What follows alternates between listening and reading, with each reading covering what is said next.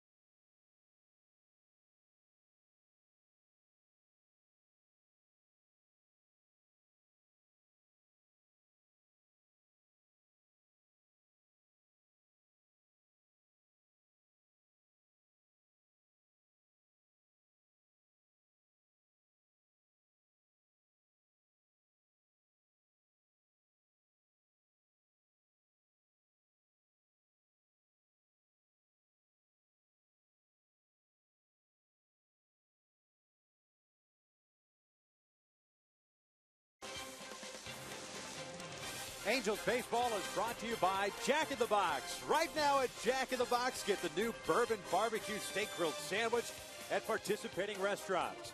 And by Dodge, built for people who love cars to drive fast past people who don't care about cars at all. Back out here at the Big A, the first of 4 against the Oakland Athletics. You go back to last week, the Angels getting swept at the hands of Oakland.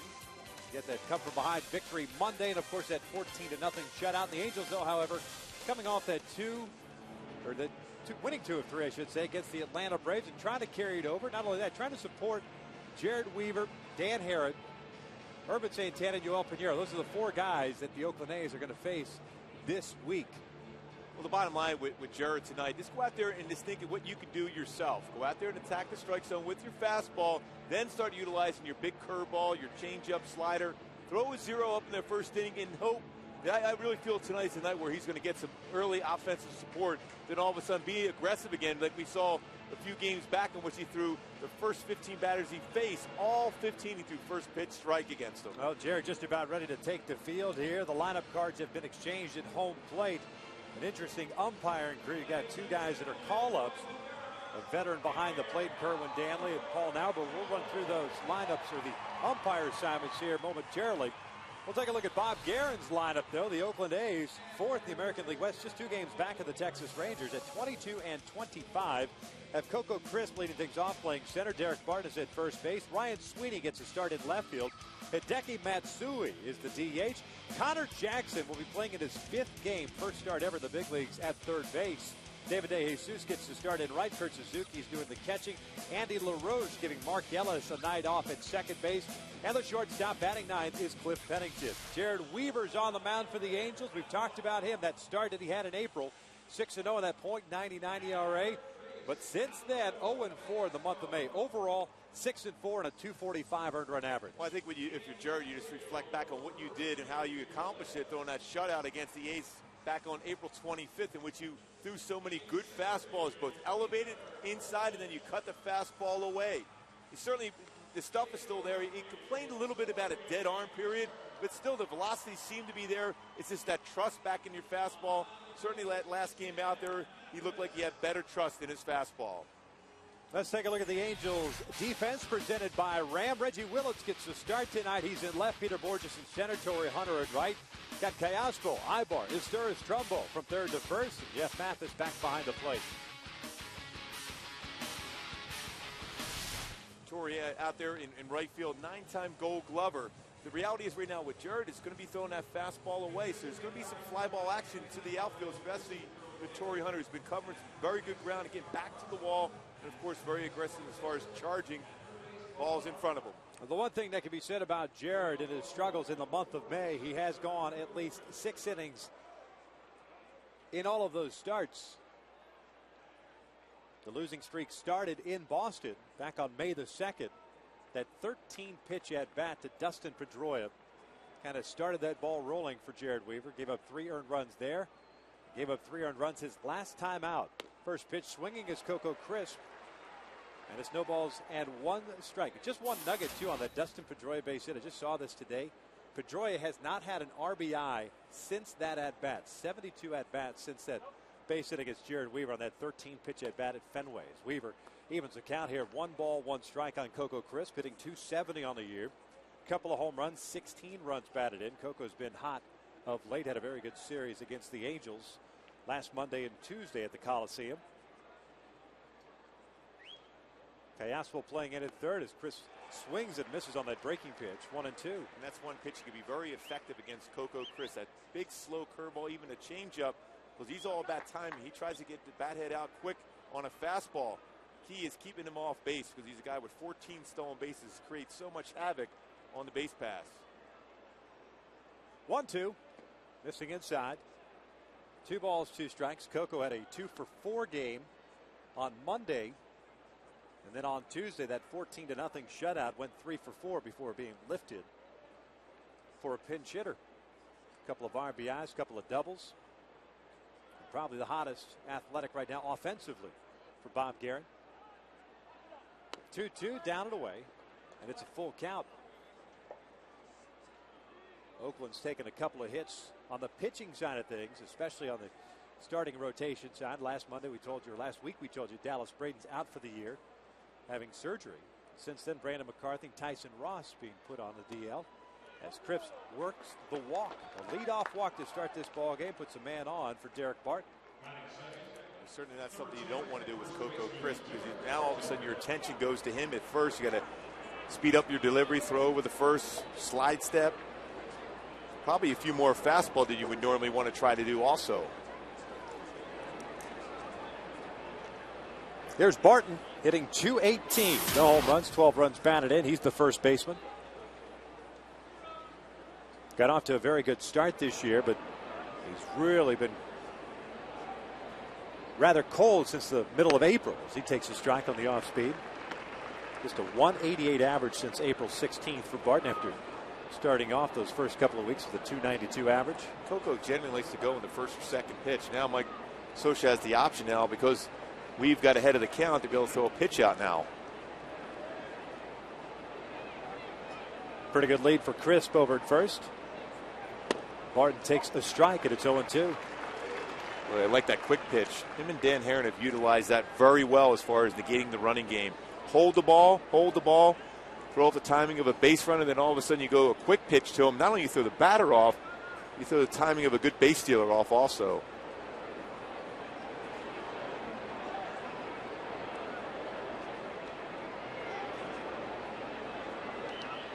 Oh-2 pitch, it's upstairs. And it's 1 ball, 2 strikes. Jared's last start was against the Mariners up at Safeco. Went 6 innings, gave up 3 runs, all earned. He struck out 4, walked 1. His 8th quality start. The Angels shut out in that one.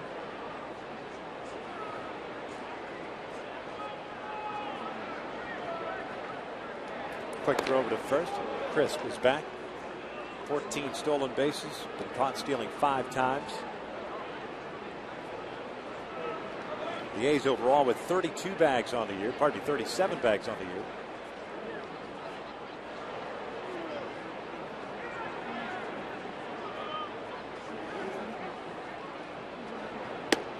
Lays off the breaking ball. It's 2-2. A couple of deep counts for Jared here in the early going. Got ahead of Coco before walking him. But got ahead of Barton at 0-2, and now it's even. Seem to be taking that breaking pitch pretty well, as if they know it's coming or seen it well out of Jared's hand. That was a pretty tough pitch, 1-2. Pretty close play at first base. Trumbo with a quick tag.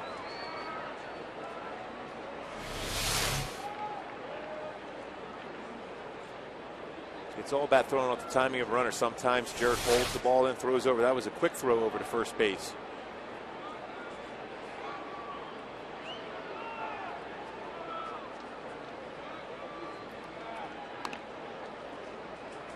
Going back in, standing up. Mike Scioscia back in the dugout after missing yesterday's game. Attend his son Matthew's graduation from Notre Dame. No worries, though. Bench coach Rob Picholo getting the job done at 4-1 victory against the Bravos. Coco started and then stops as Barton takes a called strike 3 on the outside corner. There's out number 1.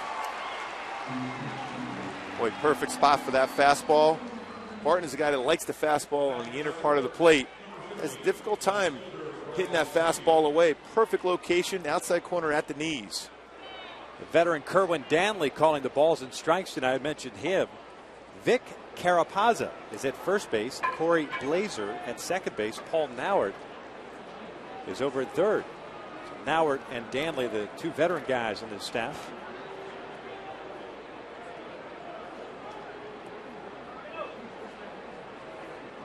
One out, one on for Ryan Sweeney, the left fielder. Hitting .323 on the year. No home runs and 4 runs batted in. He looks at the strike.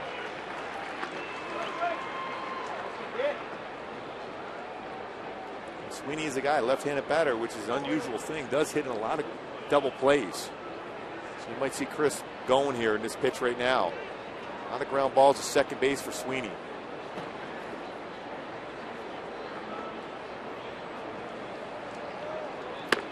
Snap throw to first, and Chris easily gets back there. Mathis with a quick throw behind Sweeney. With that up and in fastball, lefty batter see that quite a bit out of the Angel catches, particularly out of Jeff Mathis. Quick throw. Base runner is screened by the throw from Mathis over to first base.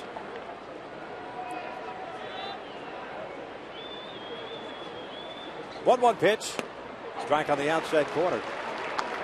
If Danley's going to be calling that pitch tonight, just stay out there, especially against the left-handers. That's the thing. If you establish that there, do you throw strikes and you have an umpire that's going to call that pitch, you just keep going there, and then you start eventually gradually going out about a baseball off the plate. And hitters who eventually will be aggressive enough to start swinging at that pitch, and they'll get themselves out.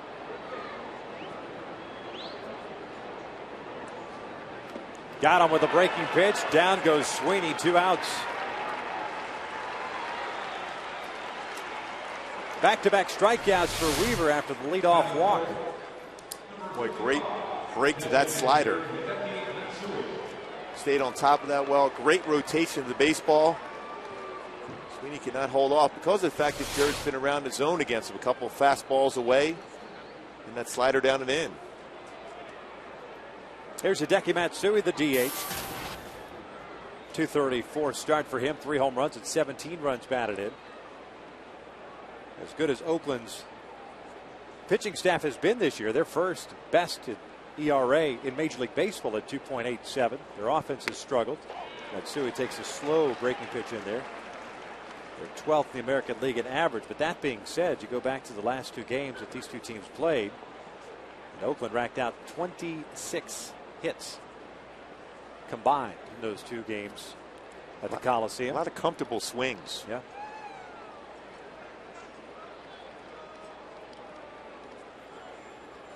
Fastball is just up and away.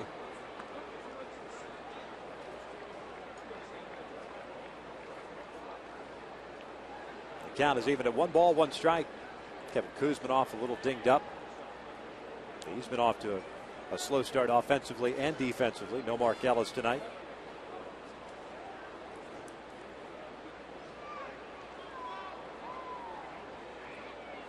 Coco still at first base in the 1-1 pitch. Matsui takes high.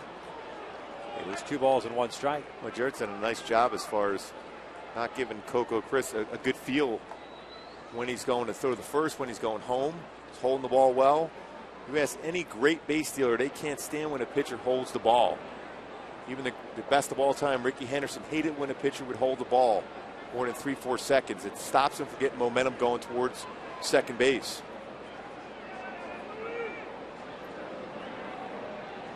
Breaking pitch rolled over to first. Trumbo's got it to the backhand. That'll end the top of the first inning. A long one.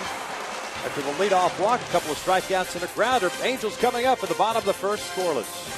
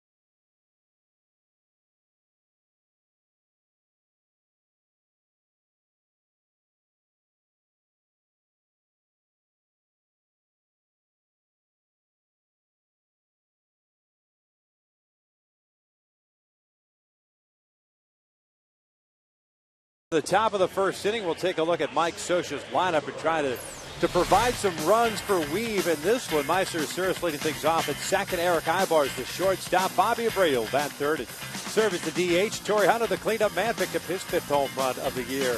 in yesterday's game. Alberto Callasco at third. Mark Trumbo at first. Jeff Mathis doing the catching. Peter Borges bumps up a spot. He will bat eighth and play center. And Reggie Willits will bat ninth, play left field. Taking on the 26-year-old native of St. Louis, Missouri, who's channeling his inner Barry Zito by the stirrup socks that he's wearing tonight's Josh Outman on the mound. And Outman, his last 4 starts down in AAA, has won all 4, starting to get a little bit more of that velocity back on his fastball. Esturras takes a strike to start things off. That's old school that right there. That is legitimate Little League old school. Well, when he first came up, his fastball was rushing up there at 97. Still a good one at 92. Good slider, 2-seam fastball, and changeup. Not too often you see a pitcher wearing the number 88. And we checked that it's not as if he's a huge Rene Gonzalez fan. But he used to wear 55, and that's now on the back of Hideki Matsui, who got the double nickel. So Outman going with 88. Guy was originally in the Phillies system. A 10th round pick in 2005. He came to Oakland as part of that Joe Blanton deal in 08. Esturras takes down low, and it's 3 balls and 1 strike. Meiser hitting .308, 3 home runs, 13 runs batted in. He's got 13 doubles on the year. And there's a leadoff walk. And just like Weaver, Albert puts the leadoff man on board. We'll take a look at the defense for Oakland. Sweeney in left, Crisp in center, De Jesus is in right. Connor Jackson at third, Pennington at short, LaRoche getting the start at second, Barton at first, and Suzuki doing the catching. And with Connor Jackson at third base, you mostly see him in the outfield or first base. This is his 4th appearance. Overall, this will be a 5th now in this game at third base, so he's never had a start there, first tonight. So you would think that the Angels would challenge him as far as bunts, force him to come in on the ball, check out, see if he can make that throw on the run. Ibar drops a bunt up the third base line, fielded cleanly to third of first, and Ibar is retired. Esturras advances to second, and Ibar will get credit for a sac bunt. Bunted a little bit firmly toward third. Yeah, he put it down anytime you have a bunt there, especially for a guy with not a lot of experience. You want him himself, he wanted to be able to field it with his glove. He's got to field that with the bare hand. It would be a difficult play for him. So for him, it's a perfect start, be able to get a ball coming in on it and able to make the play.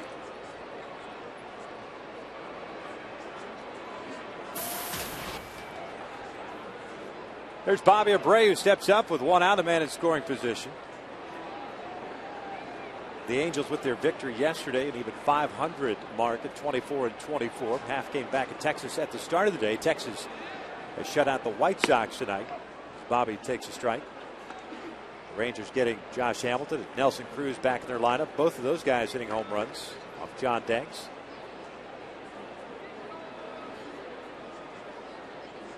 Bobby had a 4-for-9 series against the Braves. He's got a 5-game hitting streak. Pulls this one up the middle, and that's a base knock. Esturras rounding third. He's going to come around to score, and it's 1-0 Angels.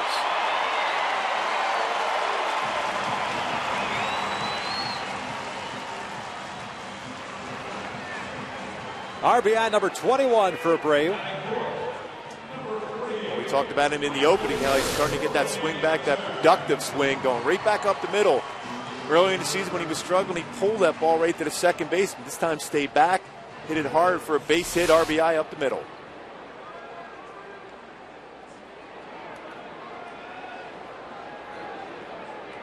Big sigh of relief from Jared Weaver right now. No question. Getting early lead. Got a little runs to work with early on. Torrey chasing a high fastball, and it's no balls and a strike. It does a lot for your confidence too. It allows you to be more aggressive because, regardless of what people say, well, your job is to get people out. But if you don't have any runs on your side, especially early in the game, you're more apt to be less aggressive in the strike zone. 0-1 pitch. Torrey takes it. It's 1 ball, 1 strike. Torrey hitting .231, 5 home runs, 24 runs batted in, coming off back-to-back multi-hit games. 2 for 5 in the loss on Saturday, 2 for 4 yesterday. That home run and double. Lays off the off speed. It's 2 balls and 1 strike. Good count for hit and run.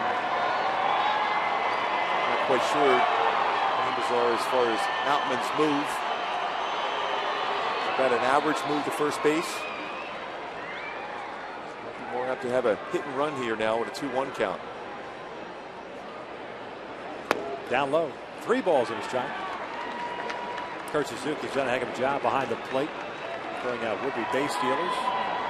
8 of 27.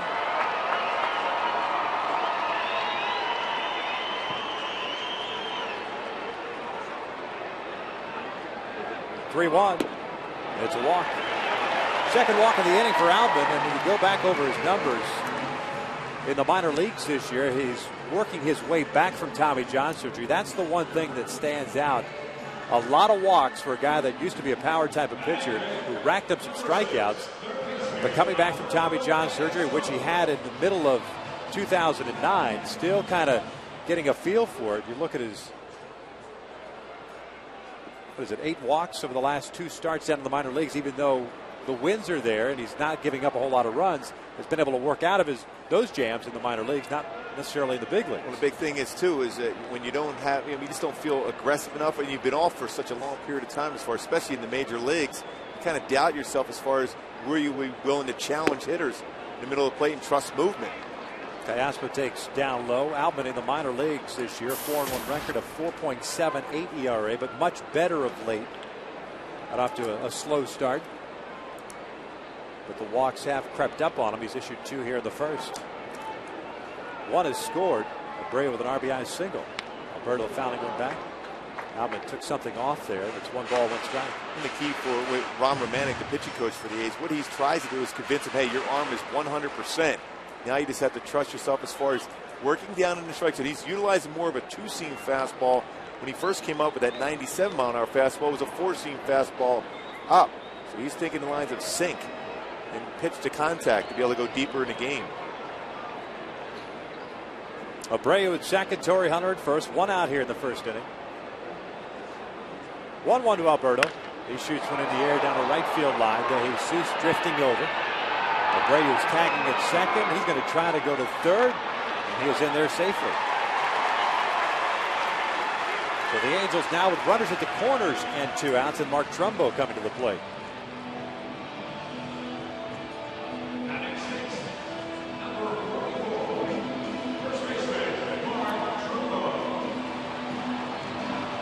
Trumbo yesterday went 1 for 3, had a double, his 9th of the year.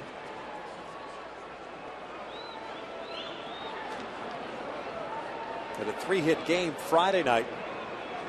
A single, a double, and a home run. It was a 3-run shot. His 7th of the year, now with 21 runs batted in.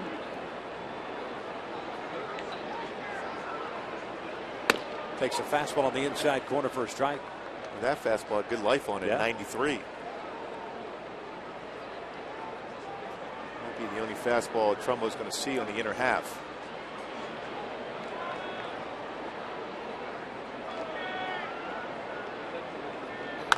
Trumbo pops this one foul and out of play on the first base side.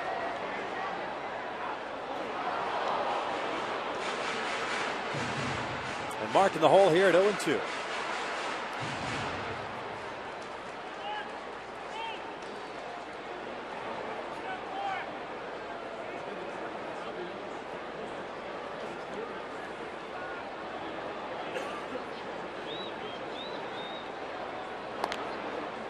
Throw over to first, make sure Torrey's not going anywhere. 2 stolen bases on the year. He's been caught once.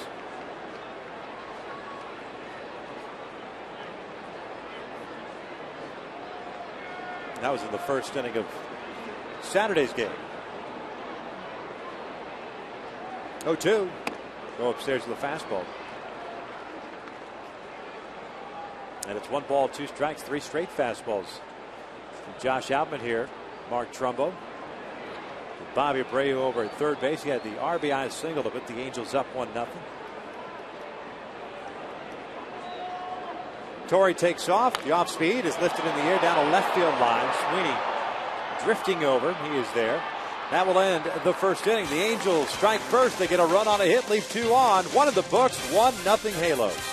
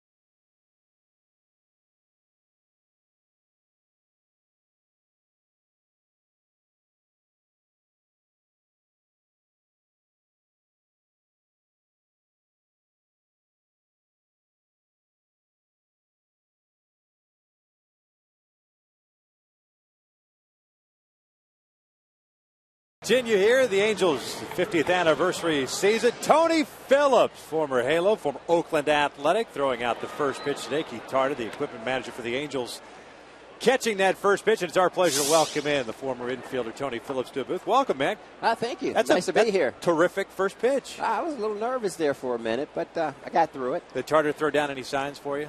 No, I was just trying to I couldn't see anything. I got so old right now, I can't even see writing on this piece of paper. You couldn't see anything. It was like I was just so... Did you warn him that you couldn't see anything?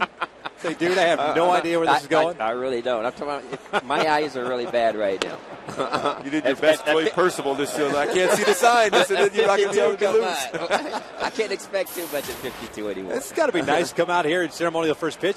Two former teams for you? It's wonderful. I get to see Tim Mees, a good friend of mine that, invited me here. That's really special in my heart. So, and along with Alfredo Griffin and the guys that beat me up in '88, and Sosa and Hatcher, still got attitude with those guys.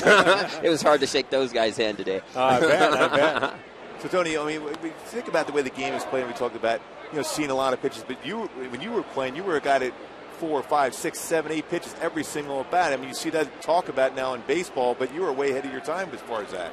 Yeah, I think guys have a different perspective as far as taking pitches. You got to run pitches out of the strike zone. If you get a ball over the plate, you put a good swing on it. And going to do some damage with the pitch that you're swinging at. Then pitchers are going to be a little careful with you. So it's just a matter of learning your strike zone and being disciplined and getting a good pitch to hit. Jackson grounding one over to Callaspo, and there's out number one. The other thing, too, that it's, we saw Eric Ibar drop a bunt here trying to test Connor Jackson a little bit. Bunting is a lost art nowadays, especially for guys at the top part of the strength, part of the order. Yeah, well, I just started coaching this year with Oakland in the rookie ball kids. So that's something that they're stressing in Oakland, which, it pretty much is a lost art. Before I got down there, no one's practicing bunt, especially guys that are in the middle of infielders, is, going to be a role player guys going to get on base and score runs. Those guys have to be able to put the ball down and do the little things in order to help the team win, that's for sure. Plus, you were a guy that were able to play so many different positions. Was there one position where you felt most comfortable with? Because you played pretty much everywhere during the course of the game. As long as you got your bat in the lineup, that's what you were happy with. Well, it was depending on the day. If I felt really good and alert, I like playing second base. If I was a little tired, throw me on the outfield. I'll chase a couple balls down. As a fantasy manager in the day, you love Tony Phillips and Biff Roberts. Those guys qualified at every position for fantasy baseball. Yeah, so thank you very much. Yeah, I love playing. I love playing anywhere on the field. I just wanted to get out there and compete, and I'm fortunate that I got to play for 18 years and got to play here in Anaheim with some good people and met some really good people that are still special in my heart today. You mentioned coaching rookie ball with the Oakland Athletics. The aspiration still to get to the upper levels. De Jesus hooks one down the right field line, but foul. It's 2 balls, 2 strikes. Do you like the minor league guys, or is it something you want to get back to the big leagues and be coaching up here? It's a different animal nowadays. Yeah, I like coaching the minor leagues guys. I was with Cincinnati last year with Dusty and Walt Jocker. They got me over there. But, you say something to the big league guys, and they don't like it. It's like slapping their mama, and they get a little boo-boo lip. You know what I mean? So I said, get me out of here. I'm going down to these guys where I can have some fun. But those guys are young and willing to learn and looking for advice, something to make them better. Yeah, you mentioned that because a lot of times when you're especially in the lower levels in minor leagues, they're still sponges. They can absorb so much information. And of course, you had so much success in the major league level. They got to love the fact that they can learn some things from you, not only at the plate, but in the field, and of course, even stealing bases. Yeah, I think along with all that, they have that teaching. I think it's the right approach as far as the way you go about the game, becoming a professional and practicing like a professional, becoming a big league player, and getting your routine every day. And I try to teach these guys every day we got to do something to improve ourselves and build on what we did yesterday the next day. So, they're kids, and it's hard to keep their attention span that long. But, you tell them, I just got into coaching this year, and they say, well, you're going to, the gig is you tell them 1,000, then you got to tell them another 1,000 times. Right. And I think I look at myself back when I was 21. I said, was I like this? I said I was probably worse. So, I'm having a lot of fun in the position of coaching, and I'm really enjoying it. Well, you've played under a lot of great managers over your time, too. Is there any particular manager which you learned more from that you can help teach a kid down the road here? Yeah, I learned a lot from LaRussa. You know, Tony LaRussa, he taught me how to go about my business, how to be a professional. And that's what along with all the players, the older players that taught me. I think that's I'm fulfilling my obligation as a big leaguer. Is passing the information on that I got from other big leaguers to these young kids. So, it's just a matter, and I think that's my obligation. So that's where I got back in the game. You spent some time in Oakland when that place was rocking. I mean, there's a lot of good guys in that lineup, a lot of veteran guys in that lineup, a lot of people in the stands. Is it difficult for you now to watch a game in Oakland and see how the Coliseum's kind of gone down, the attendance has gone down? It's got to feel kind of in your heart knowing what that stadium is capable of holding, especially in the postseason. Well, I think it goes in cycles. I haven't watched a lot of baseball since I've been out of baseball. It's funny. Kind of like, I'm involved with some charity work with the Courtney Foundation, which I think Anaheim Angels for sponsoring and getting involved with that with me, along with Oakland. So it's a lot of things going on off the field outside of baseball that I've been involved with that, all that stuff's kind of been put aside now where I can get back into baseball. I'm involved in a lot of stuff. So. And just watching Jared Weaver go about his business, you got to play behind Dave Stewart. How great was that to be able to play behind him? Oh gosh, 20 games 4 years in a row. He was one of the best. He went about his business, and we was a professional team. We was a veteran team, and with Kearney Lansford, Steinbach, Henderson, Dave Henderson, Canseco, McGuire. And what I learned about that team, I learned how to be a teammate, and I try to teach these kids that being a good teammate is calling the guy out when he's not getting the job done or when he's lacking, because we, as players, we can't see ourselves play, and sometimes we think we're doing some things that we're really not. So a good teammate will point you out and call you out and tell you, let's go. Game has changed, though, from those days. You don't see that too often. Everyone very careful as to what they say about one another, about their teammates, and so on and so forth. Yeah, I kind of found that out. It's hard taking that pacifier out of your mouth. They want to keep it in. Give it to me, no. Give it to me, no. Okay, I'll let you have it today. Oh, man. Well, I mean, when you were over here, we were teammates in 97 with the Angels. You had a lot of good young players come up. And I know Garrett Anderson's and Darren Ersted's, all those young players, and Tim Salmons of this organization learned so much about your approach, about the game itself, and, of course, your approach at the plate. Yeah, they taught me a lot also. But I think that's the reason Bill Pavese brought me over here. I was a veteran player, to teach these kids how to go about their business. So, in 95 was a good year, although we fell short. We had like a 12-game lead. We lost that lead. But the last 5 games we had to win. We wanted to get in the playoffs. So that was a growing experience for that young team. And also when we got beat by Randy Johnson in that last game, everybody was running into the dugout, running into the clubhouse. No. You guys stay here and feel this hurt and see what it's about. So I think that was real important. That was a really good growing experience for the kids to build on for the rest of their career. Because that's what it's all about, as you know, is getting playoffs and getting goals. Well, pitch here will allow De Jesus to advance to third with 2 outs. Now, they were showing highlights of you before you throughout the ceremonial first pitch. I knew you were a fast guy, but you look much faster with the periwinkle sleeves on. Seriously. I mean, you look like you can flat out fly with the periwinkle. Looks are deceiving, dude. That's all I got to say. Ain't nothing fast about me today. But when I was about to come on running out the door, I was so nervous. Well, you've done a great job, Tony. Always a pleasure getting a chance to catch up with you. We thank you so very much, and continued success down in the minor leagues with the Oakland Athletics in your coaching career. Thank you so much. Nice seeing you guys. Hey, Tony. Appreciate it, man. Jared Weaver works out of a little bit of a jam. We head to the bottom of the second inning, and still a 1-0 Angels lead.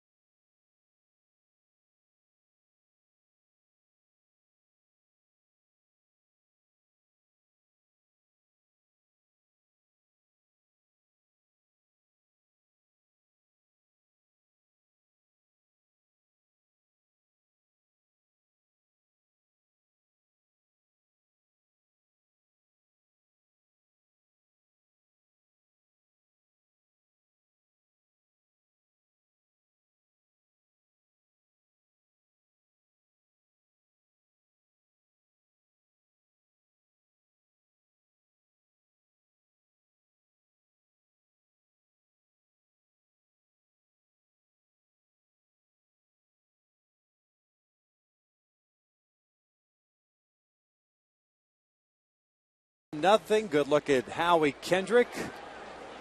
Not in the lineup once again at that cortisone shot on Saturday. Takes a couple of days for that to kind of work through the system.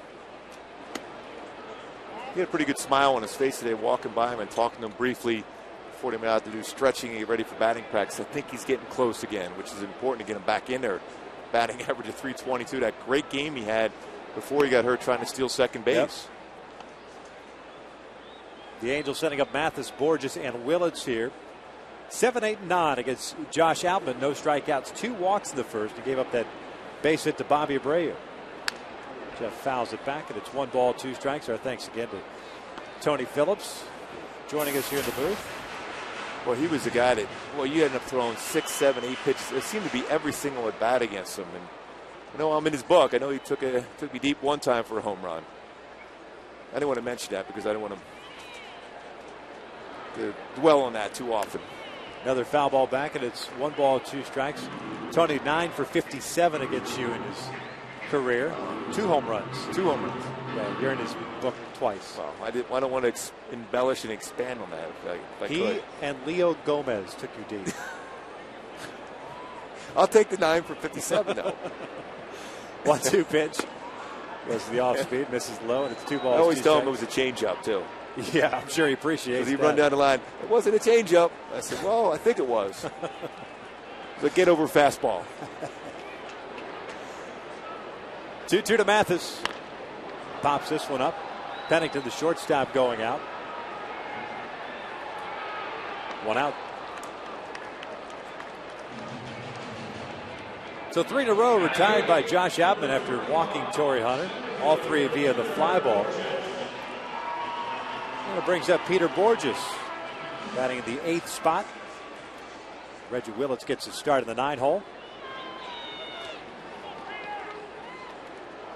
Borges went 1 for 11 in the series against the Braves. And you figure if there was a guy that was going to bunt against Connor Jackson, this would be the guy. Makes an attempt, and that's a beautiful bunt. Tough play for Suzuki. Not going to get on an infield base hit. Major league leader in bunt singles, make that 6 this year, and it comes with 1 out here in the 2nd.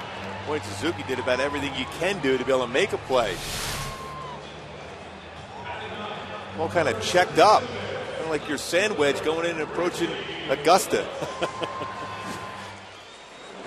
With like that incredible speed going down the line, he sensed right away. Once he got that ball down, he had a great chance of getting a base hit. So we mentioned the 6th bunt single for Peter Borges. He's on board for Reggie Willits. Throw over to first. Peter's back.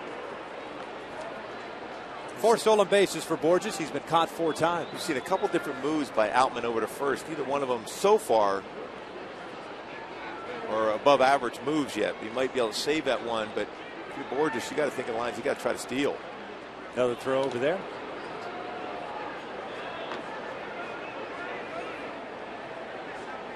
Reggie still looking for that first hit of the season. 0 for 10 to start the year.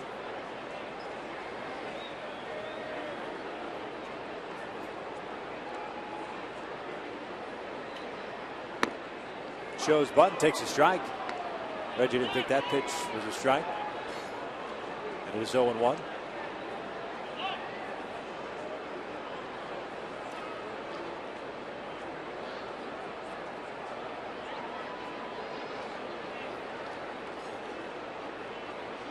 Connor Jackson playing in on the grass at third. Reggie shoots one down the first base line, just foul.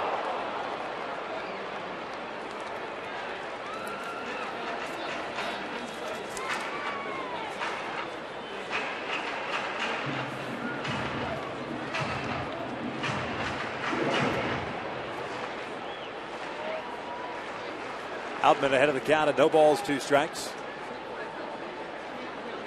Mentioned early on that Outman called to the big leagues in September of 2008. Made 1 start against the Angels. That's his only career start prior to tonight as Reggie flips one down the left field line. And this one is foul. So it's still 0-2.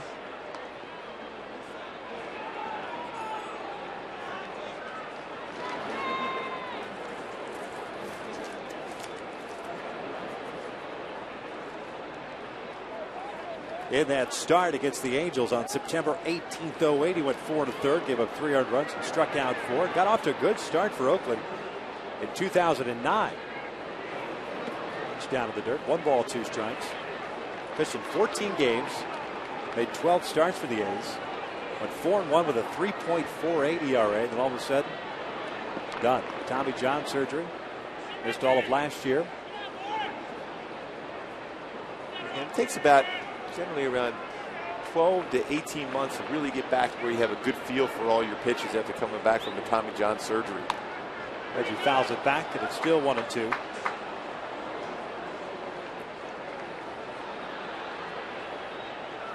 A's have another guy who's just coming off Tommy John surgery. Rejoined their bullpen, Joey Devine, a guy who he could bring it. I liked him a lot before he broke down. Saw him as a future closer. That's how good of stuff he had before he had Tommy John surgery. 2 balls, 2 strikes. But he's back now in the big leagues. Bullpen for the A's.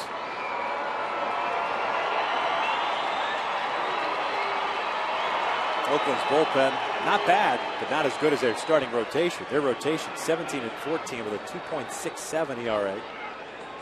Their bullpen with a 3.35 as Reggie lays off that one. It's a full count. And they're going to get Bailey back before also their former American League Rookie of the Year and closer.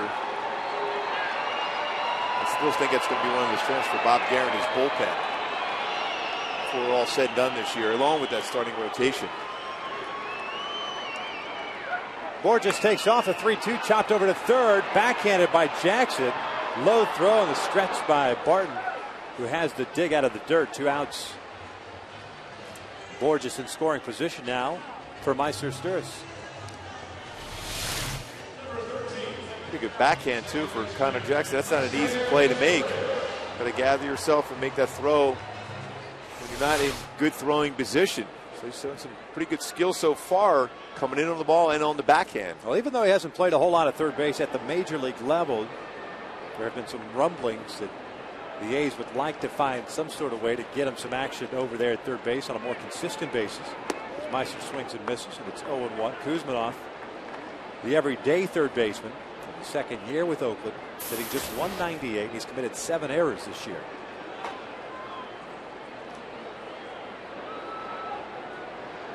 Meister drew a walk, scored a run in the first. No official at bat for him. Puts this one in the air towards center. Coco, a couple of steps to his left. Will make the catch, and that will end the inning. No runs to hit. The Angels leave a man in scoring position. 2 in the books. Halos on top, 1-0.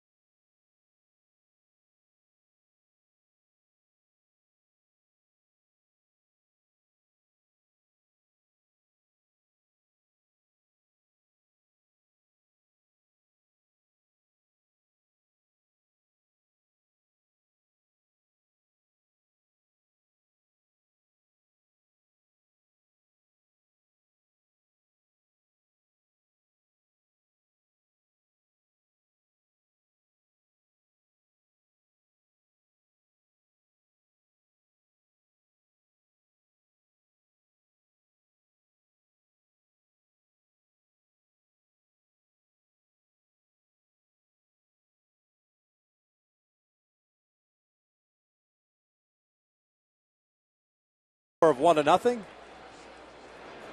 It's Mitch Reinhardt's daughter watching the game today. Mitch, one of our graphic guys in the truck. Cliff Pennington swings to the first pitch, lofts a fly ball to shallow left. Eric Ibar is there. There's out number one. Mitch, one of the best there is in the game. Well, it's always a beauty thing when you get that one pitch out. Yep. It allows you to go deep in the game. With 40 pitches already for Jared here in the third inning, you need those quick outs. That first inning kind of took a while. He gave up that walk to Coco Crisp after getting ahead. Deep count against Derek Bart before getting the strikeout. Same for Sweeney before getting a strikeout.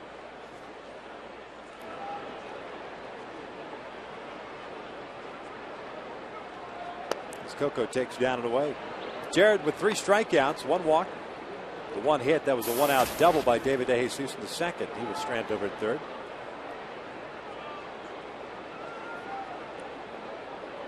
Nine for 14 against the Angels this year. Pulls this one down the line, make that 10 for 15 as Corey plays the carom cleanly. Crisp will stop at second with a double, his 11th of the year. Well, the odd thing, we showed a graphic earlier that Coco Crisp only hitting 190 against Jared, but he's got 4 hits in his last 2 games against him. So that's some pretty good swings against Jared of late. If you're starting out, I think it was 1 for 17 against him. It's a fastball inner half and turns on that one down the right field line.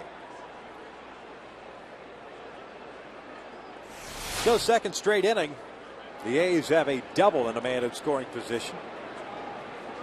Here's Derek Barton, struck out looking in the first. Takes the breaking pitch down low. Barton out of Marina High School in Huntington Beach. Had that game-tying single of Jordan Walden last Monday. 2 outs and 2 strikes. They were trying to throw a fastball away, but Jordan got underneath that throw and got in the inner half, and Barton's very good on that fastball, especially down and in. There's Jordan. Waldo picking up his 8th save yesterday. 2-0. Outside, 3 balls and no strikes.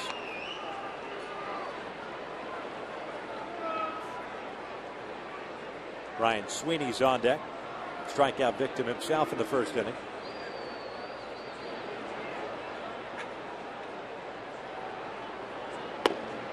And it's a 4-pitch walk. Second of the game for Weave. It puts 2 on. And Sweeney coming to the plate. Limited schedule in the American League as well as the National League today.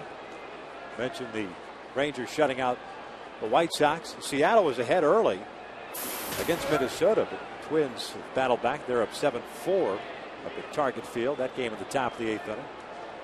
The Tigers beat the Rays. Cleveland beating Boston in Cleveland. And Boston was up 2-1 late in that game against Cleveland. They're just continue to come back against clubs. They're riding that mojo. Kind of like the Giants, the San Francisco Giants. Played well at home. A lot of walk-off wins. Come from behind victories. Playing those close games. Giants playing a lot of 1-run games. That could turn around in a hurry and go the other way against you.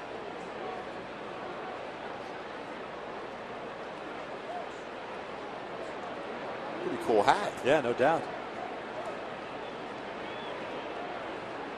Little A and a big A. There's the 1-0. Strike on the outside corner. Taking a little bit off that fastball. That's 1 ball, 1 strike. So the bottom line, if you could throw something off speed, Sweeney will roll over on a ground ball against you. He's very good on fastballs, but off speed pitches, you can get him out. Falls behind here, 2 balls and 1 strike. Oakland with a couple of hits, stranded 2. Same goes for the Angels, 2 hits. Well, they got one of those hits. The man in scoring position in the first inning. Coco Crisp at second. Derek Barton over at first. 2-1. Sweeney fouls it off the left. 2 balls, 2 strikes here on Ryan Sweeney. I think it's unusual for Jared. 50 pitches thrown so far in this game, but only 26 strikes, 24 pitches out of the strike zone. And still trying to get a good feel back for the strike zone, being aggressive.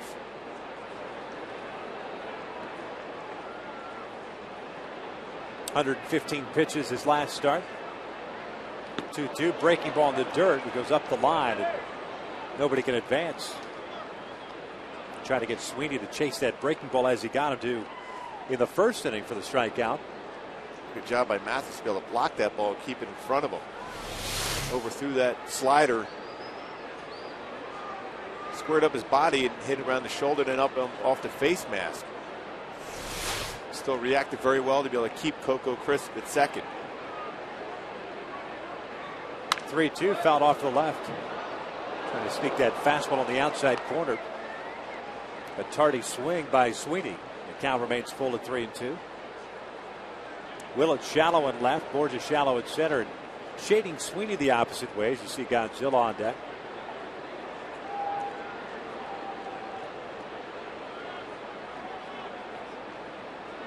Here's another 3-2 pitch. He lays off that. The bases are loaded now for Matsui.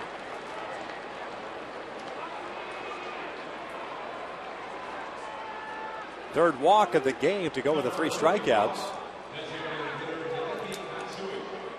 We haven't seen too many odd swings on the off-speed pitches. Crisp over at third, Barton at second, Sweeney at first now. Mike Butcher's going to come out and pay a visit. Matsui in his first inning at bat grounded out. An off-speed pitch over to Mark Trumbo at first base. I think when you look at Jared's, whether it's a changeup or his slow curveball, his slider's been okay.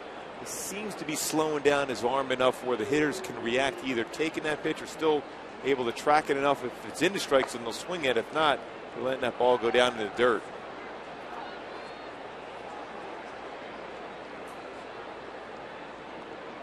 His last 12 pitches, his 4 of them been in the strike zone for Jared. But still, you have a chance to get out of this inning at a ground ball with Matsui up, a guy that will hit into a double play if he hits the ball on the ground and an infielder.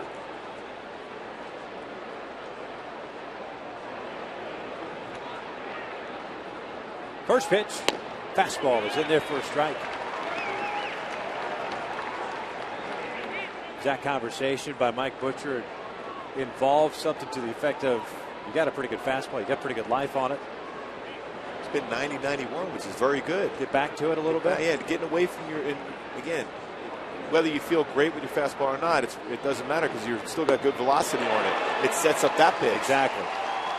So if you don't throw the fastball, they're not going to swing at that slow curveball. Well, he had great arm action on that one, too. That was so similar to his fastball where you see him get out in front, but this time he had the good arm motion and the twist of the wrist to be able to snap that curveball over.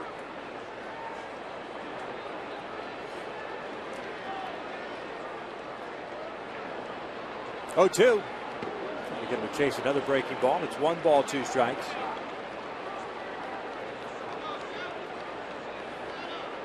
Weaver got Pennington to pop out on 1 pitch to start this inning. Gave up the double to Crisp, and then back-to-back walks to Barton and Sweeney. Setting up what Oakland has right now. The base is loaded. A 1-2 count here on Hideki Matsui. Oakland with the bases loaded this year. 226 average as a team. Fastball. Just missed off the plate. 2-2. 2-2, you still have options.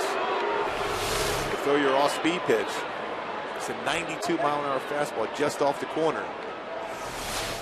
That's where you want to be against Matsui. He's looking for that pitch on the inside part of the plate, especially fastball. 2-2. This is foul back. And you can see the good life in the fastball. For Jared. Now you have the option because you've seen 2 fastballs. One just off the corner. That time Matsui swung at that fastball. Now you can throw a changeup on the outer half.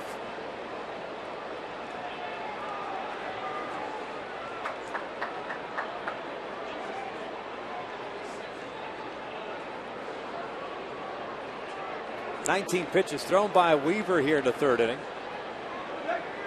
58 overall.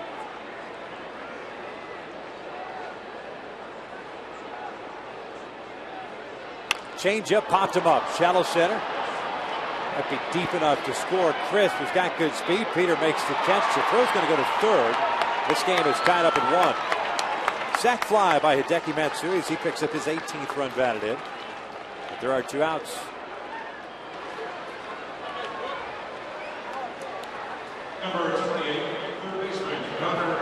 He's getting that out, and he threw that nice changeup where we thought it'd be a good spot to throw it. And Matsui out in front enough. It was deep enough with the speed of Coco Crisp to get the run across. But at this point, if you're Jared, you're trying to limit damage.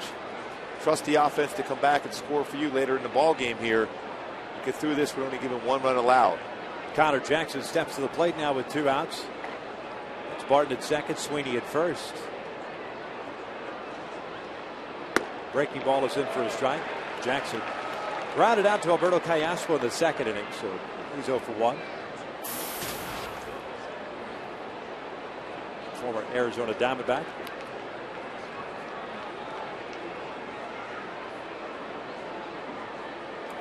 Picked up last year, mid-season deal.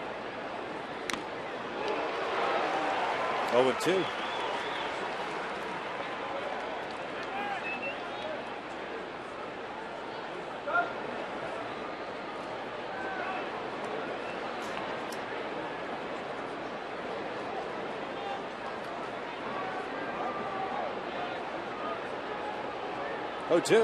Upstairs. 1 ball, 2 strikes. Jackson, formerly of El Camino Real High School in Woodland Hills. Diamondbacks first round pick, 19th overall in 2003.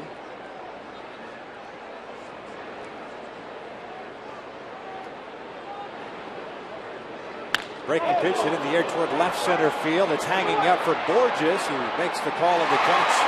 The inning comes to an end. Jared with the base loaded, 1 out, allows just 1 run. We head to the bottom of the third. This game knotted at 1.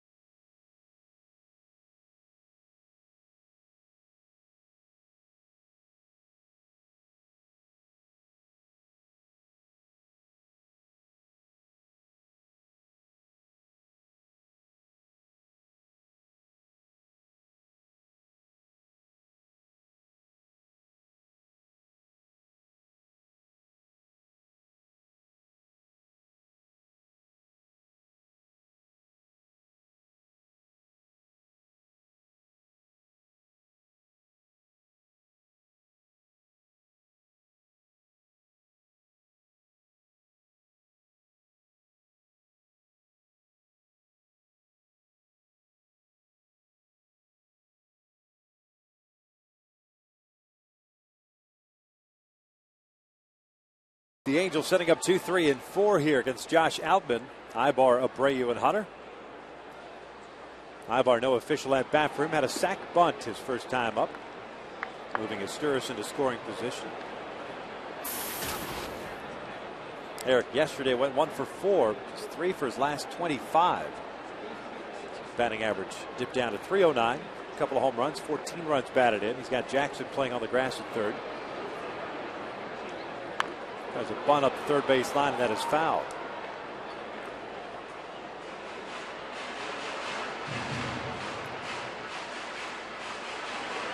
One ball, 1 strike, and again trying to bunt on the third base side, trying to test Connor Jackson, but still, even with a left-hander on the mound, little push bunt to first. Yeah, because the left-hander is always going to fall towards third base anyhow, so you leave that right side of the infield wide open.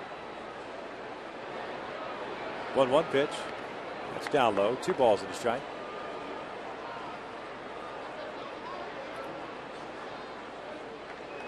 We've seen Outman get up into the 92, 93 mile per hour range with a fastball. A lot of off-speed stuff. An odd way to get ready for the game, too. Yep. A lot of flat work. in the outfield grass before coming into the game. Unusual. Foul back, and it's 2-2. Albin about 4 to 5 minutes, I should say, as I tick down the clock to the top of the hour. But about 5 minutes before 7 o'clock was still down the right field line, just doing flat work with Kurt Suzuki, and then eventually walked out to the bullpen just before the anthem. Don't see that too often. 2-2, a little number back to Albin. Nybar is the first down here in the third. Fans of 1980s retro uniforms worn by the Angels in the previous Flashback Fridays are now available for you to own. Log on to Angels.com, place your bid on games used uniforms, hats, as well as helmets from everybody in the lineup that wore the uniforms. All portion of the proceeds will benefit the Angels Baseball Foundation.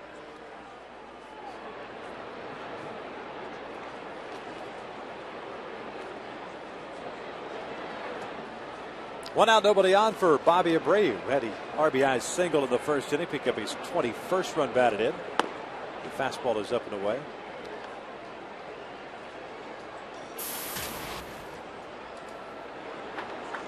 That base knock in the first extended Bobby's hitting streak to 6.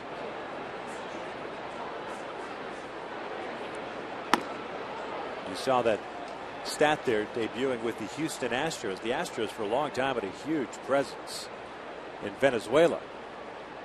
Some pretty good players, including Johan Santana. That breaking ball is in for a strike, and it's 1-2. That's right. Minnesota picked him up on a Rule 5 pickup. Abreu was exposed to the expansion draft taken by the Tampa Bay Devil Rays back then. And of course traded to Philadelphia. Bobby goes down swinging for out number 2. A great Philadelphia Phillies trade. They sent shortstop Kevin Stocker to the Devil Rays for Bobby Abreu.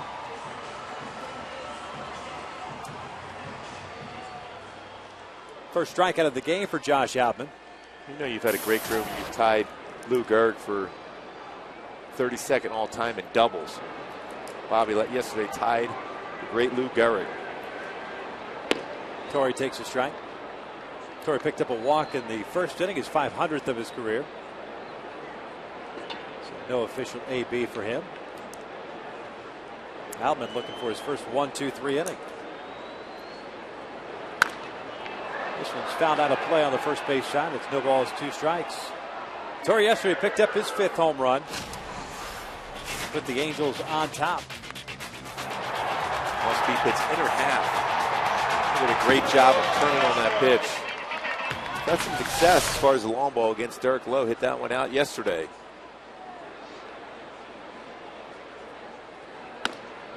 Plays off the high fastball at 1 ball, 2 strikes. Outman only 49 pitches so far, 30 strikes, 19 balls. Much better ratio here in the big leagues than he has shown out of the minor leagues. As Torrey lifts this one foul and out of play again on the first base side.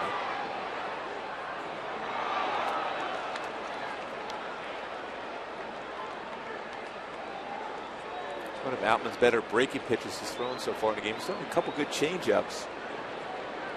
2-seam fastball. He's elevated that fastball, the 4-seam style, at 93 up in the strike zone.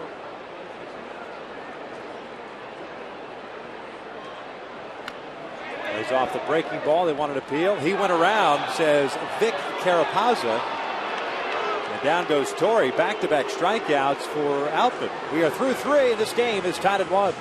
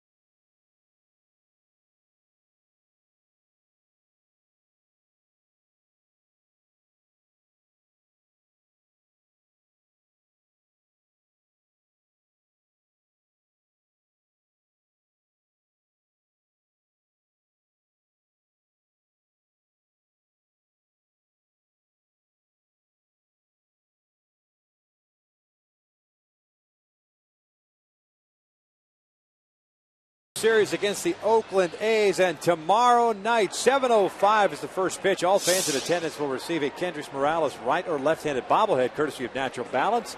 Tickets for this exclusive night available at the Angels Stadium ticket office or by visiting angels.com. 1-1 tie here in the top of the fourth inning. David DeJesus to lead things off and takes a slow curveball in for a strike. DeJesus went the opposite way to the alley in left center field the second inning, picking up a double, his 5th of the year.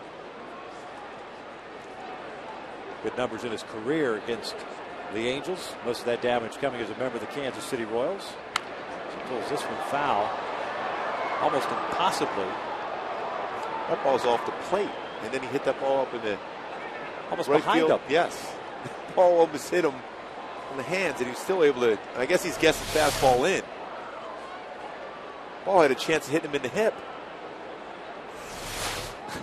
I think he was mouthing something to Jared. I said, "How did I do that?"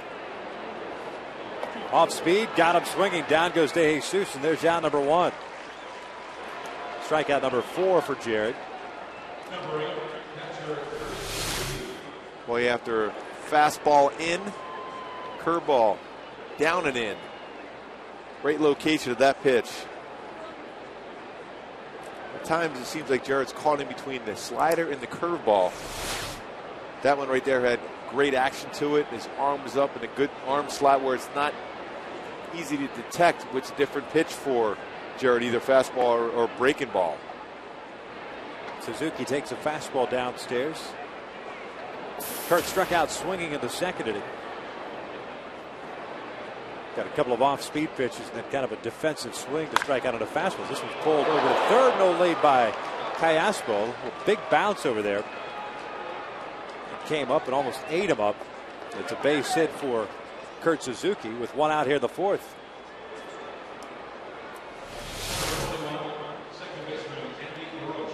Boy, hit well. There's that in-between hop. Trying to go glove at the side. An opportunity, though, the ball hit that hard to get in front of that one. Gets by him. Well hit by Suzuki.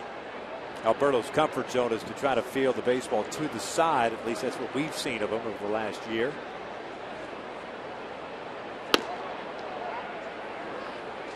LaRoche takes ball 1.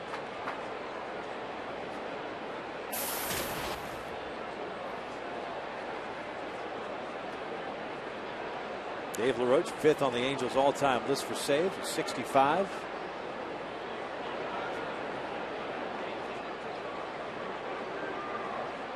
Getting to start at second base for Mark Ellis. And he popped out to end the second. So he's 0 for 1. 219 on the year. A couple of runs batted in. There's the veteran. Free agent to be. It's a pretty good pop. That's some big hits in his career against the Angels. Although the batting average is not high, but they've been quality hits. He makes good contact against the Halos.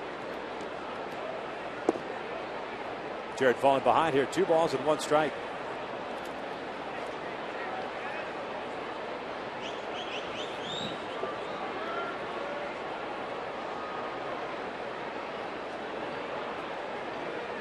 The A's have 6 guys that are potential free agents at the end of the year. Off speed is down low, and it's 3 balls and a strike to Andy LaRoche. Josh Willingham, Coco Crisp, David DeJesus, Mark Ellis, Hideki Matsui, Connor Jackson, all guys that in their quote-unquote walk years. Guys that Billy Beane, their GM, will explore possibly trading if Oakland doesn't stay in the race. Obviously, with their pitching staff, they're going to stay in the race all year.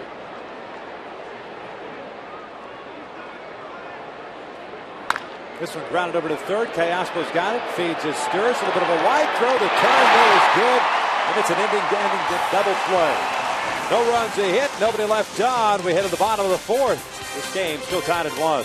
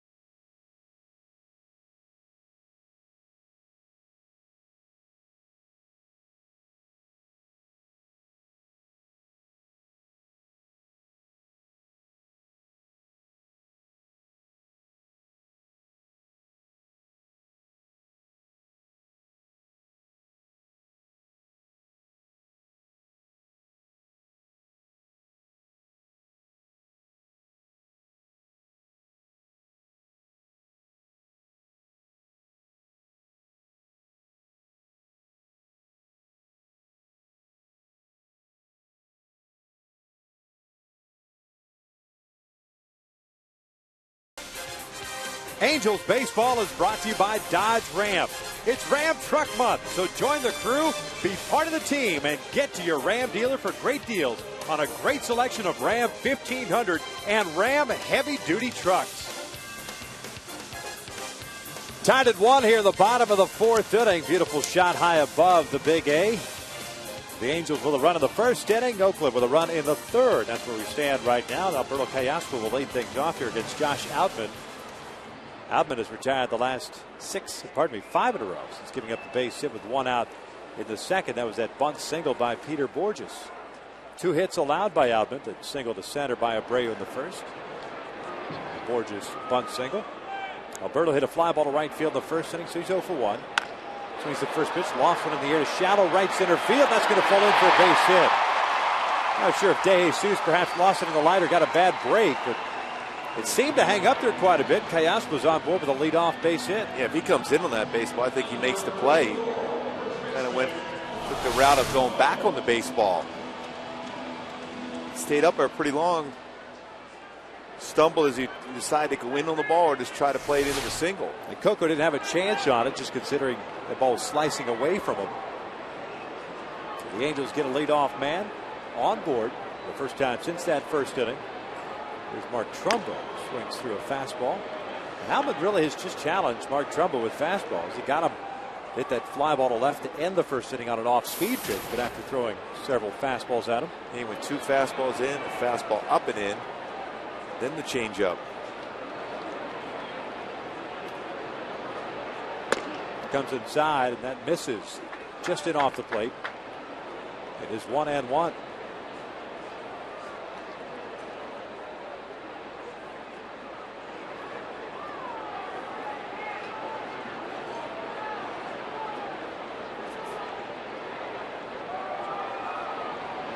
That is hammered but foul.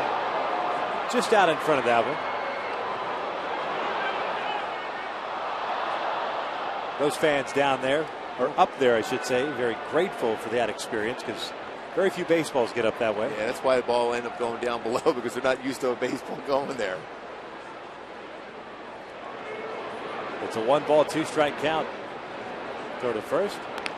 Alberto not quite diving, but flopping. I think he got fooled by that move because he didn't look like he was going anywhere.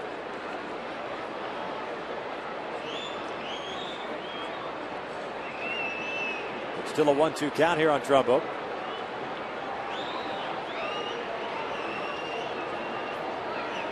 Pulls this one up the line. That is just foul. Boy, it certainly looked close to being a fair ball, but Paul Nauert calling it quickly. The count remains at 1-2. A better view right here. Yep, just foul, but hit well, but just foul. So the baseball crosses over the bag.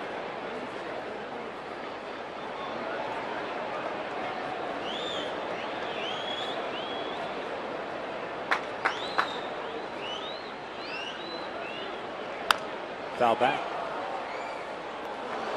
Outman down in the minor leagues this year. You mentioned the walks and the issues he's had with them. 27 walks in those 8 starts down there to go to 30 strikeouts. Of those 27, 18 came against right-handed batters.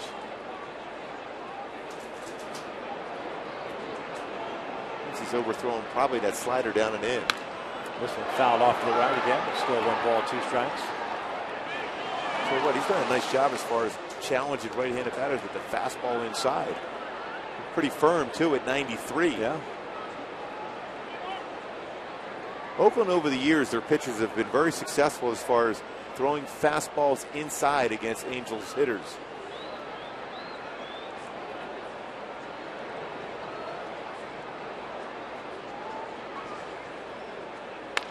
Pulled foul into the dugout. Watch out.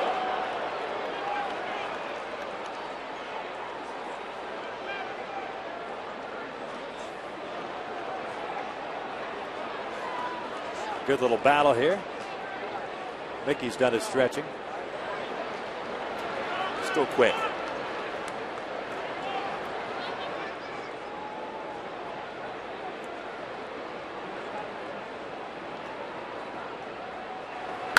Chopper to second. LaRoche feeds Pennington. The relay to first in time, a double play. So again, coming inside on the hands of Trumbo. It results in a double play. 2 outs and the base is clear now for Jeff Mathis. Yeah, if you could pitch that fastball inside, you could be successful. You take away the sting of the bat, especially power guys. Power guys like to get their arms extended as much as possible. So if you can cut the fastball in or throw the 4-seam fastball in on the hands, it's very difficult to get that bat head out and keep it fair. Mathis takes a curveball in there for a strike. Jeff popped out to Pennington, leading off the second. So he's 0 for 1. Did 188 to start this ball game. 1 home run, 5 runs batted in.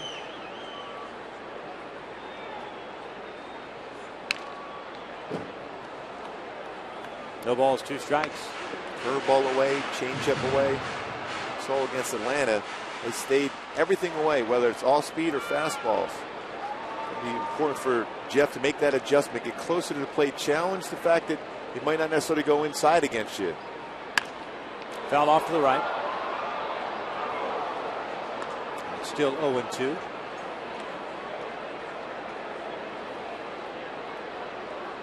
Outman at 63 pitches. No pitch count necessarily for him. As we pointed out, 8 starts down in the minor leagues, so he's good to go. Still 0-2. Tell you what, I like the approach for Josh Outman thus far, considering over the last couple of weeks the Angels have seen a bevy of off-speed pitches. Whether it's right-handers or left-handers, Outman just coming right after guys. Strike machine, 10 straight strikes for Outman. Breaking ball looped over the second baseman's head, and that's in the right field. LaRoche just couldn't get to it. Off the end of the bat. A 2-out base hit brings up Peter Bourjos. Well, just enough to get it over LaRoche's head. Turned over the changeup, circle changeup. Out in front, but elevated enough to be able to fight it into the outfield for a base hit. Right there, right off the end of the bat, but still just strong enough. Ended up getting a base hit because it was up. If that ball had been down at all with that changeup, likely a different result. Looked like Jeff blowing on that right hand, which would be the top hand. A little bit of a stinger off the end of the bat. Throw to first. Jeff is back. Looked like a rocket into the outfield, though. In the box score, that's what it'll look like. 1 for 2 game now for Jeff. 4th hit of the game for the Angels. Bourjos has one of them. Bunt single. That came in the second. Swings it, hits one towards the left. Here comes Ryan Sweeney. Slides, and he'll make the catch. And that will end the inning. No runs, 2 hits. The Angels leave one on for the books. Still tied at 1.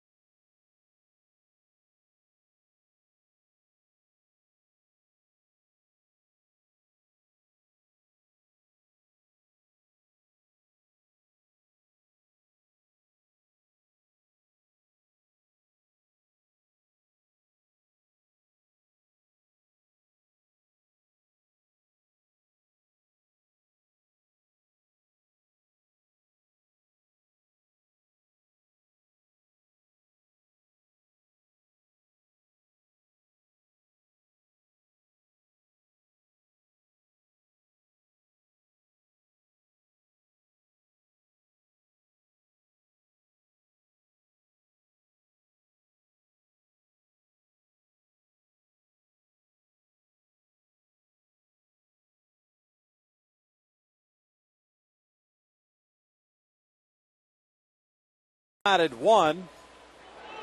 Jared Weaver to face 9-1-2 here. Pennington, Crisp, and Barton. Those are the same guys that Jared had troubles with in the third inning, giving up that one-out double to Crisp, and then back-to-back walks to Barton and Sweeney before Hideki got the sac fly that tied this game up. Pennington swung at the first pitch he saw in the third inning. It popped out to Ibar. 0 for 1 as the curveball drops in there for a strike.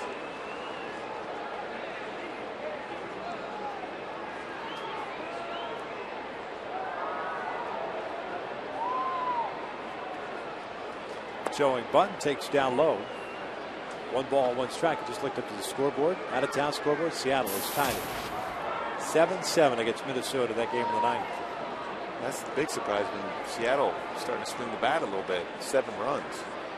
Off speed pitch popped up on the first base line, giving Chase's Trumbo, runs out of room. And it's 1 ball, 2 strikes now. 3 all-speed pitches in a row. Pennington. Good chance to rush a fastball up in the strike zone right now for Jared.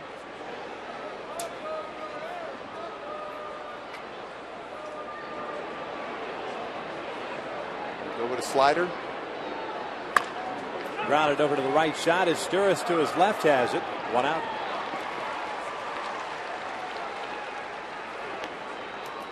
Back to the top of the order, and Coco Crisp.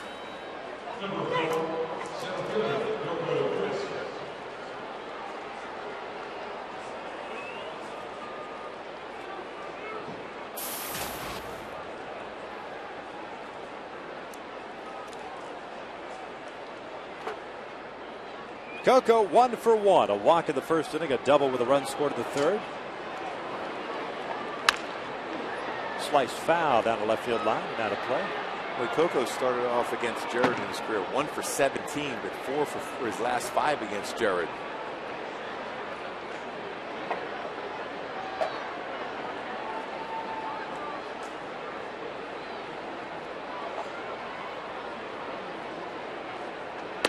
Is that a pattern for you?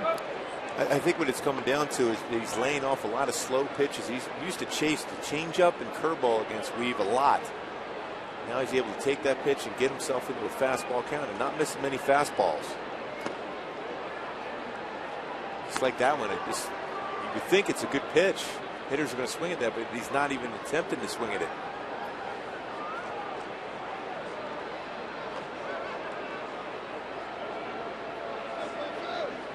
2-1 pitch. Breaking ball. Fouled off for left. 2-2.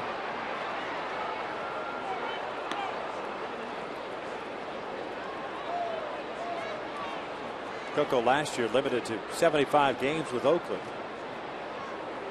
Number of injuries keeping him on the shelf. 3 times to the DL. 2-2. Got him looking. Crisp knew it. Was looking for that fastball in. Got the 2-seamer. Couldn't pull the trigger. 2 outs. And that was a good sequence for Jared against Crisp. That was the times before in which he didn't give him the same look. Through that 2-seam fastball. He knew it right away. He was locked up. That's more of that no-seam fastball that Jared learned from Scott Shields playing catch over the years when Shields he was still playing for the Angels. What I mean by that is they don't put any pressure on the seams itself. It's all in the leather of the baseball. That gives you better movement. And that one certainly had great movement.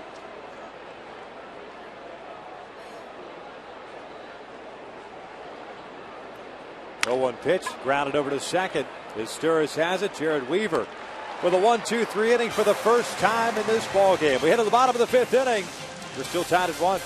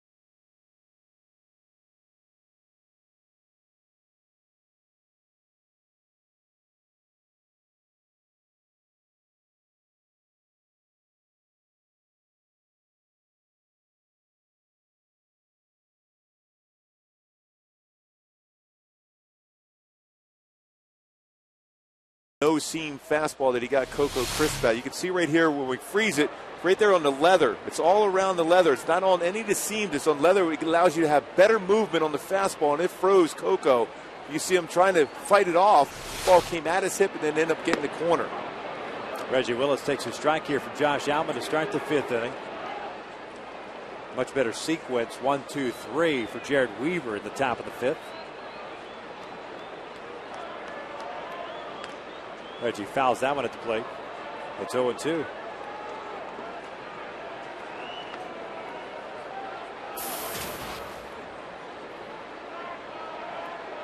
Josh Alman, 14 straight strikes.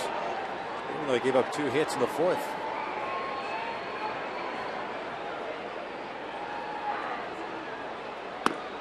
One ball, 2 strikes. Did we whammy him? Not a way to work it, man. It's about time. I would say a base hit right now. It would be Reggie's first of the year. He's 0 for 1 in this one. Ground ball to third base.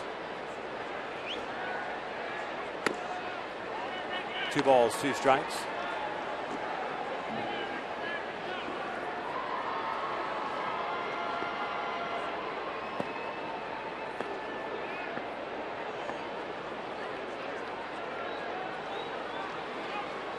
Alman's 2-2 on the way.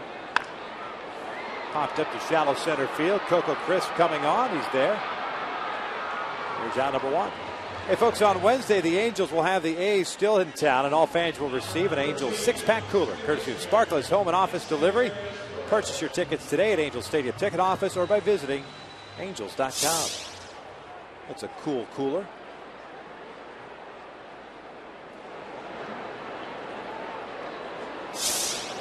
Already got word from the better half saying, bring that cooler home. And if you could bring 2 of them home, steal Dean's, your stage manager's. Cool. I'm going to steal a couple of them. All right. I need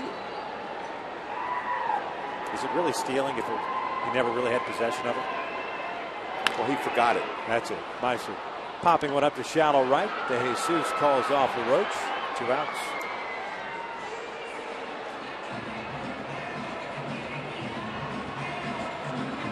Two quick outs here for Josh Alman. Nobody on for Eric Ibar.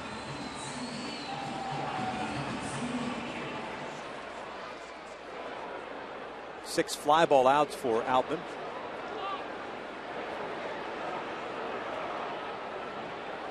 A lot of those on off-speed pitches.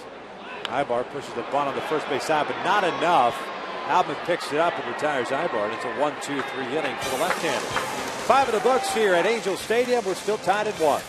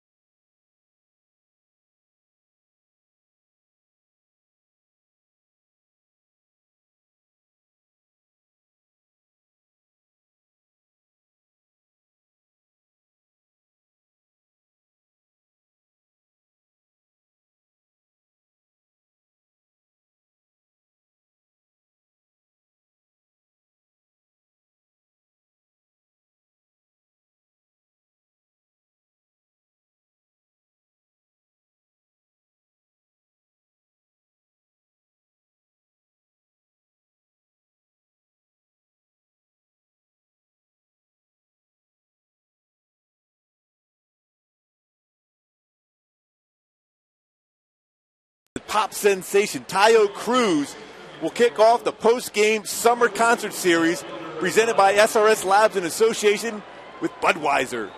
Purchase your tickets today at Angel Stadium Ticket Office or at angels.com/concerts. You got me to buy. He's also performing live on American Idol on the 25th. Oh, The finale. is that what you were doing on your computer, setting that DVR? Oh, no question about it. Top of the 6th inning, tied at 1. Weaver delivers a strike here on Ryan Sweeney. Sweeney, Matsui, and Jackson.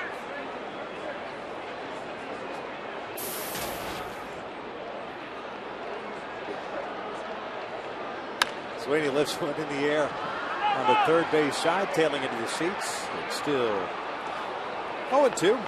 Sweeney, a strikeout in the first, walked in the third, so an 0 for 1 night. Getting the start out in left field.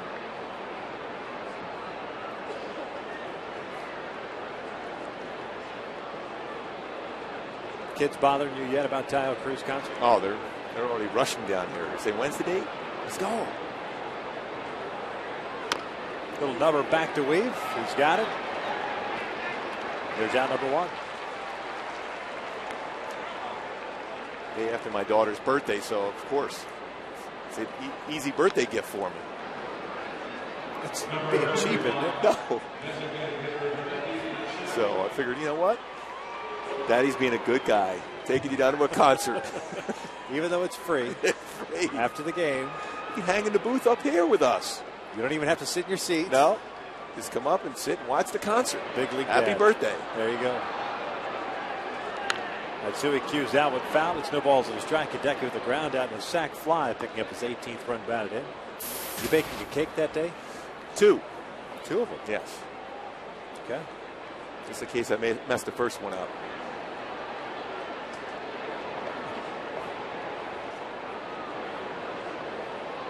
Weaver settled down nicely. He's giving up those back-to-back walks to Barton and Sweeney in the third. Breaking pitch outside, 1-1.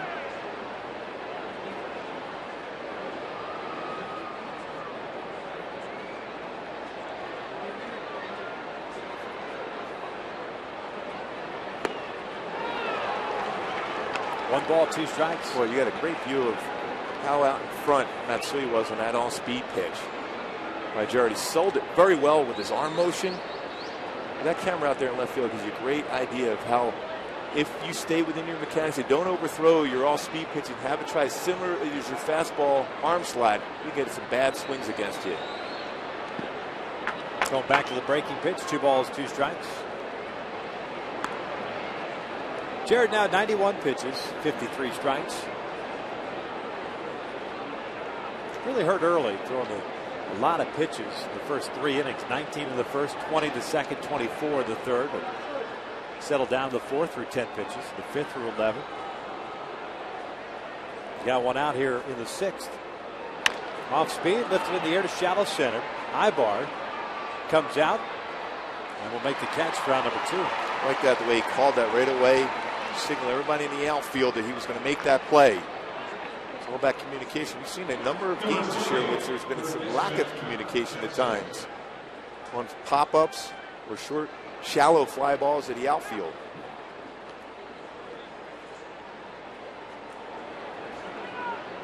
Two up, 2 down here in the sixth inning. Here's Connor Jackson, the third baseman.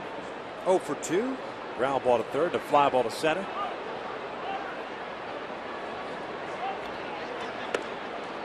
Just missed away with that fastball. Jackson getting his first career big league start at third base. Did he play any third in high school? This one hit well out toward right center field. Borges got a good jump on it and will make the catch. I figured you saw a lot of Connor Jackson. No, I didn't. You know, he's the first baseman all the way through with power. Walked him a lot. Another 1-2-3 inning for Weaver. We're still tied at 1.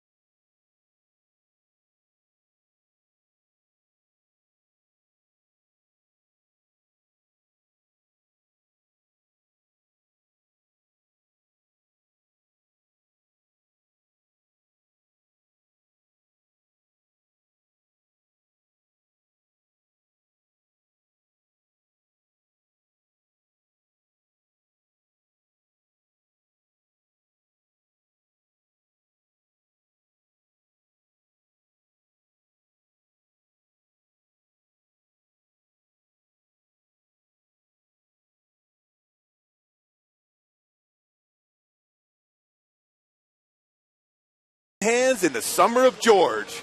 Everybody has a favorite line from that show about nothing. Seinfeld. Coming up after the game right here on My 13. Man hands. What? What is man hands? You haven't seen that episode? Yes, I did, as a matter of fact. But I'm still trying to figure it out. Bobby Abreu, Torrey Hunter, Alberto Callaspo here in the sixth inning. Game tied at 1. Bobby swinging at the breaking pitch. That's a pitch that got him for the strikeout of the third. Abreu 1 for 2. RBI single in the first inning. One of 2 strikeouts for Outman, both coming in the third inning. He got Bobby and Torrey to end that third. Outman's retired the side in order twice, the third and the fifth.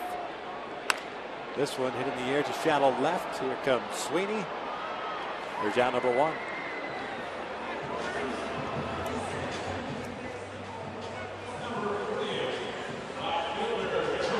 Brings up Torrey Hunter.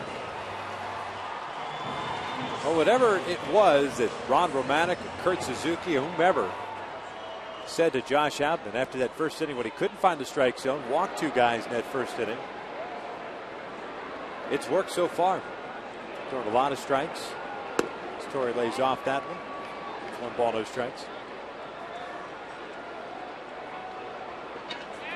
I think he just told him to be aggressive. His fastball's been out. His slider's gotten better as the game has progressed. Ball's behind here. 2 balls and no strikes. 54 of the 78 pitches thrown by the left-hander. 4 strikes. 2 strikeouts, 2 walks. Falls behind it. 3 balls and no strikes. 4 hits allowed for Outman. All 4 singles. Green light here, no question. It's a ball he can drive. Fouls that one off his leg.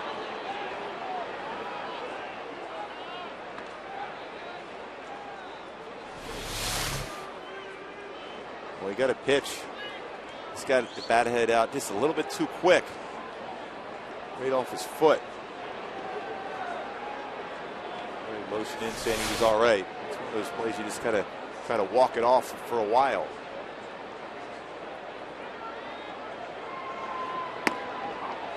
Got the inside corner. A full count. Kind of anticipated come back in there after fouling one off the foot or the instep. Always like to go right back in. Torrey shoots one out to deep right center field. That ball's hit well. De Jesus pulls up off the wall.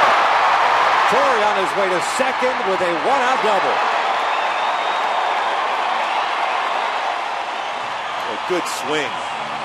That was a pretty good pitch, too, by Outman on the outer half, but Torrey did a nice job. We said over the last 3 or 4 games, Torrey's starting to center the ball well the other way. Turn that one over. 2-seamer, try to sink it away. Not a bad spot, because Torrey has, when he was struggling, that was a pitch that he had a tough time with. He drove off the wall in right center field for a double. Yeah, when Torrey was struggling, that pitch, he'd roll over on it. It'd be a ground ball either to short or to third base, but driving it out to the wall in right center, 6th double. Alberto Callaspo fouls off the first pitch, and it's no balls and 1 strike, pardon me. Callaspo 1 for 2, had that flare single in the 4th inning, but a fly ball to right in the first.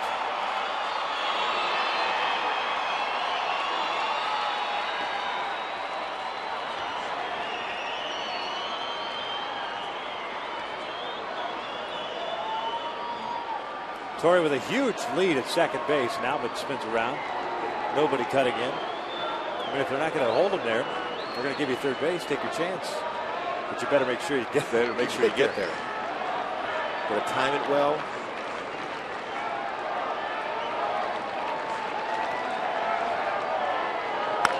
Alberto pops it up. The Roach makes the catch for out number 2. So it's up to Mark Trumbull. He's had a pretty decent change up there, too. Got Callaspo out in front.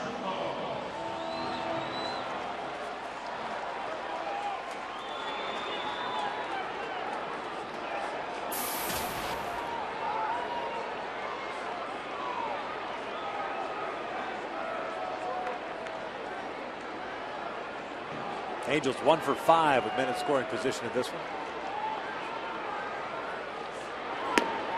Breaking ball is in there. Troubles hit a fly ball to left and rolled into a double play.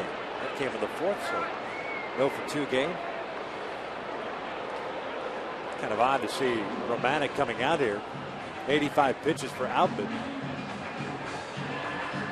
Perhaps the thought process being, why even mess around with Trumbull with Jeff Mathis on deck? I can't imagine with 2 outs. Well, if that was the case, then you go out before you throw a first pitch. Yeah. And he got ahead. It's 0-1. Maybe he's saying, hey, whoa, let's go back to that hard fastball inside. It's an odd time to go out. Yeah.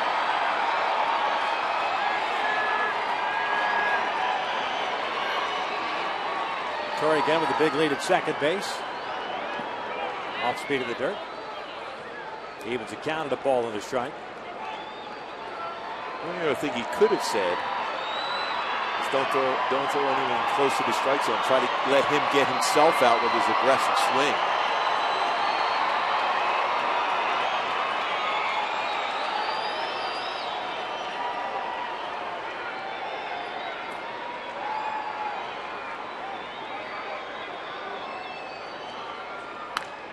Popped him up on the infield.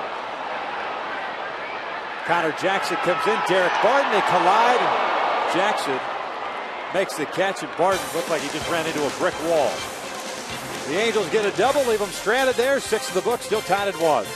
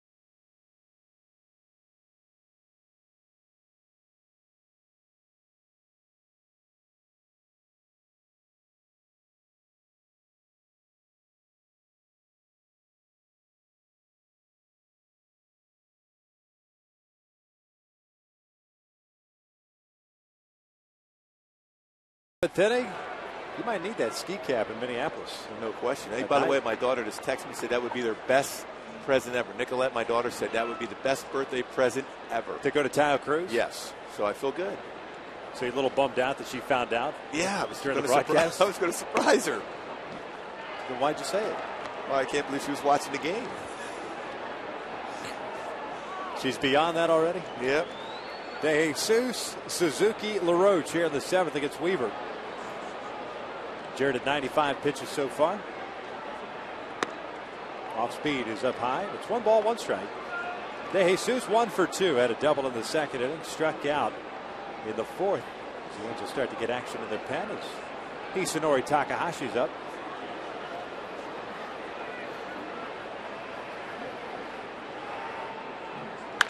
This one out to left field. Willits breaking over to his right. Makes the catch. There's out number 1. And the Angels team store now has 50th anniversary collector pins available. With any purchase of over $61, you'll receive a free pin. Collect all 8 and receive a limited edition 9th pin for free. Team store locations are open 7 days a week and during all Angels home games. Stop by today while supplies last.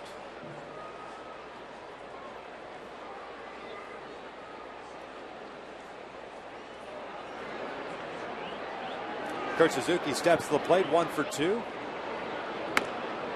Jarrett delivers a strike. Kurt had a base hit in the 4th inning, but he raced on that inning-ending double play, hit into by LaRoche.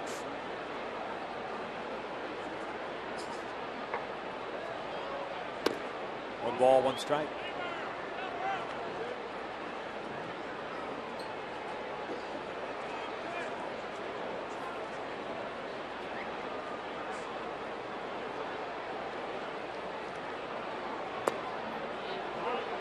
.100 pitch of the night for Weaver to misses low. 2 balls and a strike. Halos needing a win to stay a half game back of the Rangers, who won today, shutting out the White Sox 4-0. Suzuki rolls this one up the line, foul. And Seattle has scored a run in the 10th inning. They lead Minnesota 8-7 at Target Field. This division bunched up right now.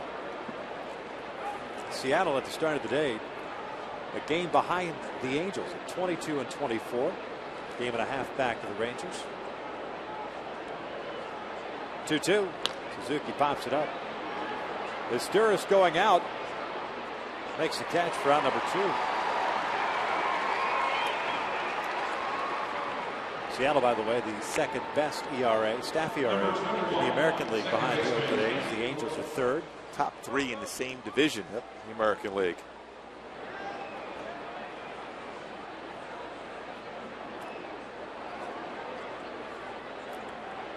Two quick outs for Weaver here in the 7th. Here's Andy LaRoche, the second baseman.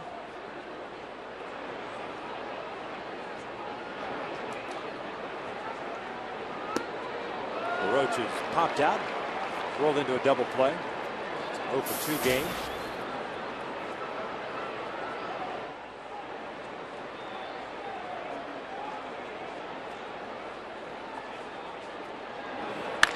This one bounced toward the middle, and that's a base hit. Roach is on board with 2 outs here in the 7th. It keeps the inning alive for Cliff Pennington. Number 2, shortstop Cliff Pennington. You've wondered if they're not going to have some kind of motion going right here to try to create an opportunity to score a run. Jared with that very good move to first. It's a couple pickoffs already of the season. Quick footwork. Bob Geren has his club being a lot more aggressive than we've seen in the past as far as Oakland teams. They're not a station-to-station club anymore. LaRoche does not run all that much.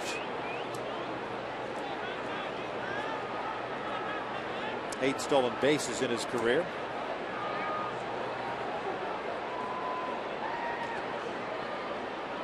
Pennington takes a strike on the outside corner.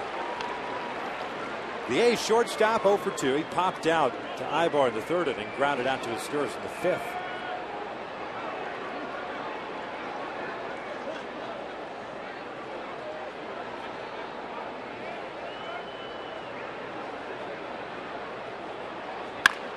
Lines this one just off the glove of Izturis and into right field. Meister may have just mistimed that jump.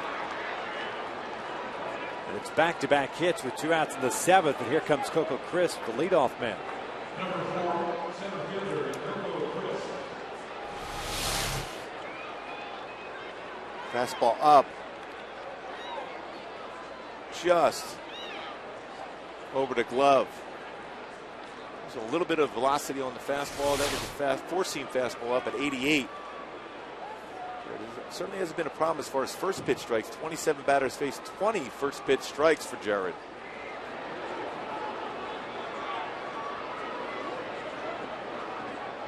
Breaking ball, foul back. Coco helping him out there.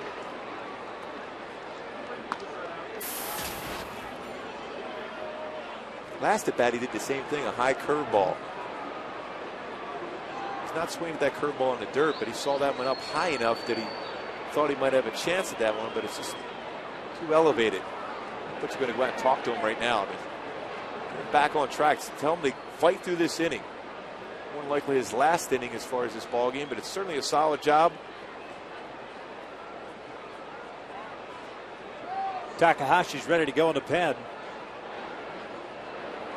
Barton's a left-handed batter that's on deck. Coco will switch hitter. This might be the last guy for Jared at 107 pitches.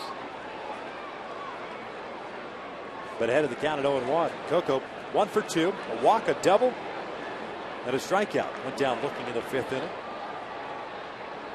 He scored the tying run in the 3rd inning on the Matsui sac fly. LaRoche at second, Pennington at first. He went around on that pitch. And it's 0-2. Wow, last time he got him out with that two-seamer, no-seam fastball. This time a cut fastball inside. Now you can throw a slider down and in on him.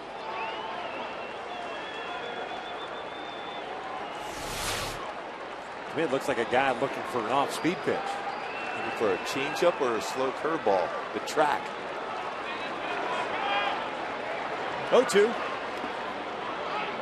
Lays off of that one. 1 ball, 2 strikes. Not a bad idea to try that slider down and in, but it's a little bit too low to start with. Or does he go back in with that two-seam fastball?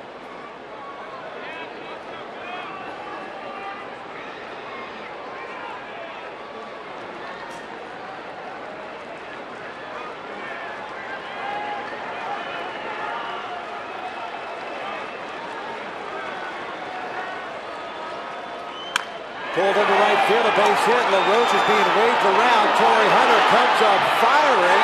The throw's up the line, and they got him at the plate.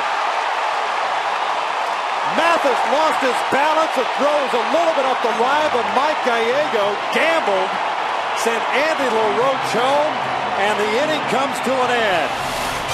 No runs, 2 hits, and the A's leave 2 on base. 7th inning stretch time here at the Big A. We're still tied at 1.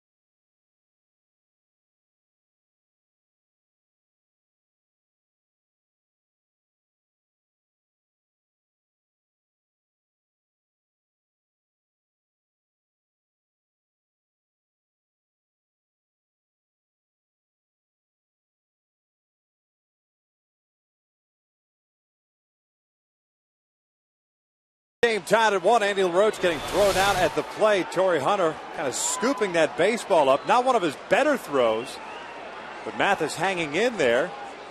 Well, that's a great play by Mathis, too. Especially the fact is, if you're a base runner coming down the line, you have a chance to separate that baseball from the glove of Jeff Mathis by running into him.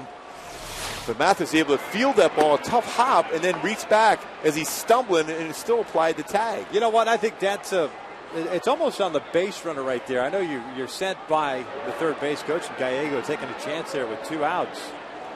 Mathis fouls one at the plate. It's 1 ball, 1 strike.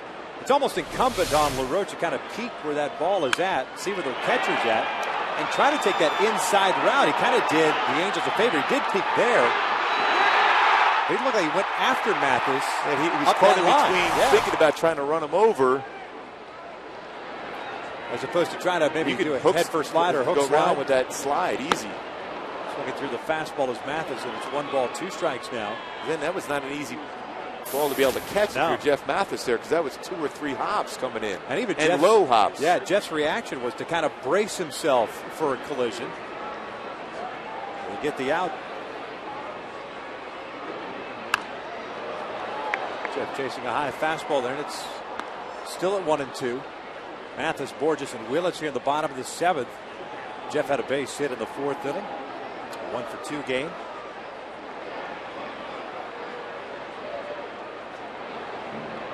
Outman at 91 pitches so far. 2 strikeouts, 2 walks, 5 hits allowed. Chopper up the first base side. Barton's got it. There's the first out. Jared Weaver more than likely done now. Scott Downs is up and loosened.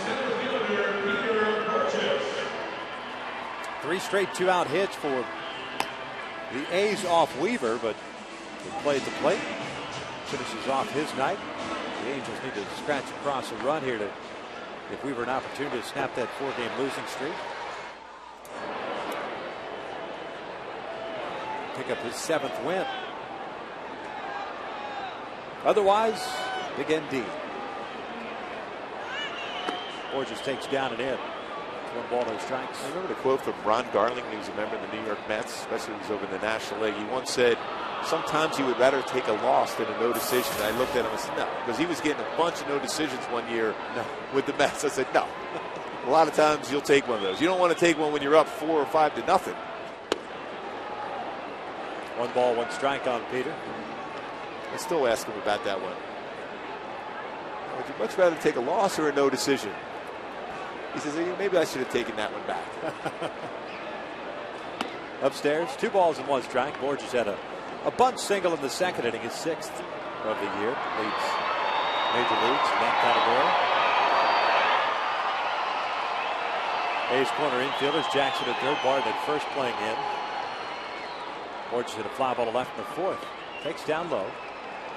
And it is 3 balls and 1 strike. Outman will throw that fastball inside. Borges, that's the ball he crushes on the inner half if he's guessing fastball. And again, he gets himself out of sometimes looking for off-speed pitches instead of jumping on the fastball. So think fastball right now if you're Peter Borges and drive that ball if it's in the inside part of the plate for sure. 3-1 pitch. Takes inside, and that is a 1-out walk. 3rd issued by Albin. Brings up Reggie Willits.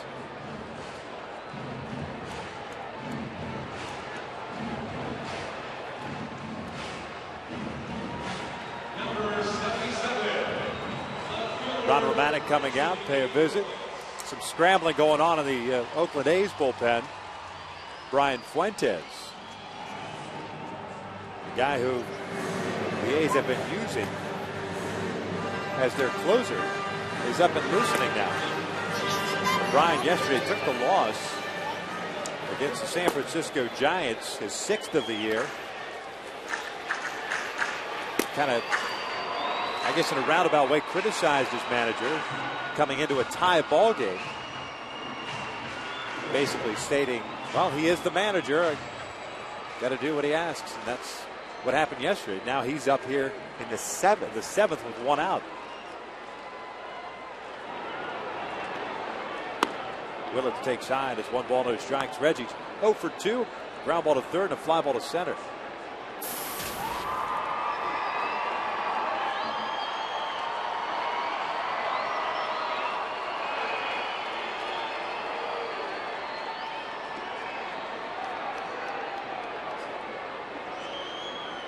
Pushes the bunt toward the mound.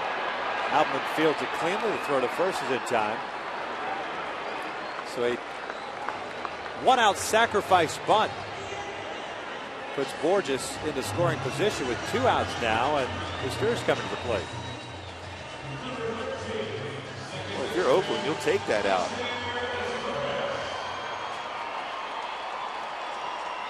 Unless Reggie did it on his own. It almost looked like what Mike Soch said. Did you do that on your own?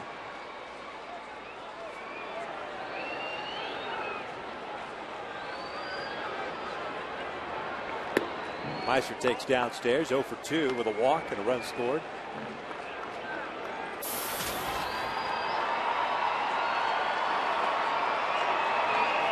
Angels scoring in the 1st inning. Asturias with the walk.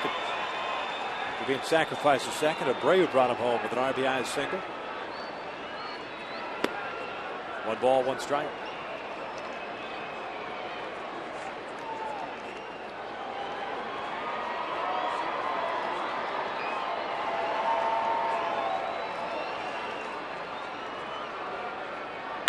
Chopper toward the middle. Outman's got it.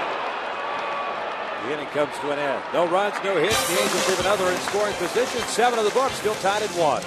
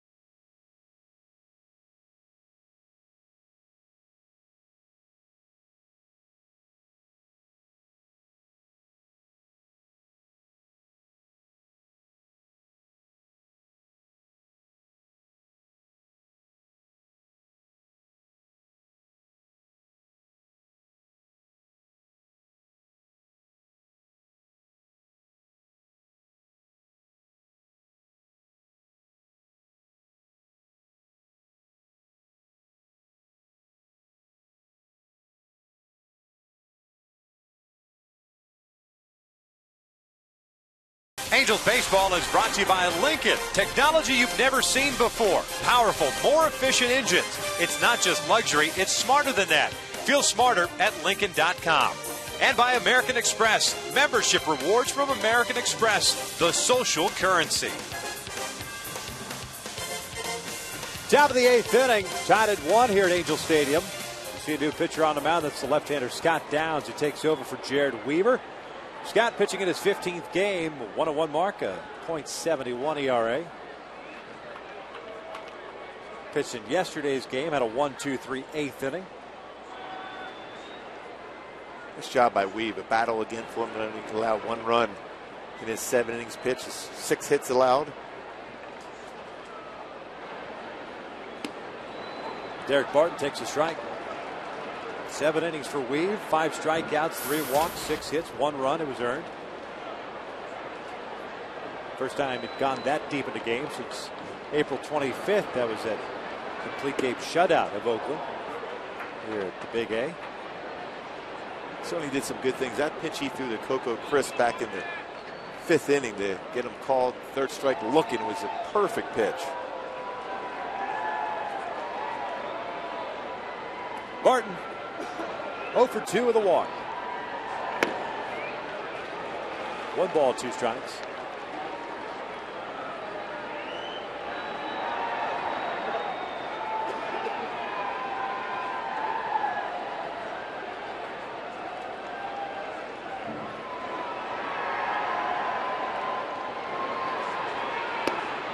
Just missed off the plate. It's 2 balls, 2 strikes. Looks like the A's are going to pinch hit for Ryan Sweeney. Josh Willingham's come out to the on-deck circle.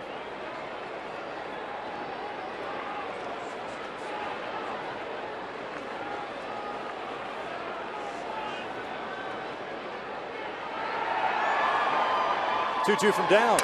Breaking pitch, rolled softly to second. Esteros has it. The leadoff man is retired for the first out. Hey, subscribe to MLB.tv today to see every Angels game live or on demand on your computer, as well as your favorite devices. MLB.tv Premium lets you enjoy HD quality home and away coverage, multi-game view, as well as the ability to pause and rewind live games. Visit Angels.com to order and get more details. MLB.tv, baseball everywhere. So here's Willingham pinch hitting for Ryan Sweeney. Sweeney ends up going 0 for 2 with a walk. Willingham with .234 average, 7 home runs and 26 runs batted in. He is the team leader in both of those two categories, home runs and runs batted in. Takes a fastball just below the knees. He will also strike out, 50 strikeouts in his 145 at-bats.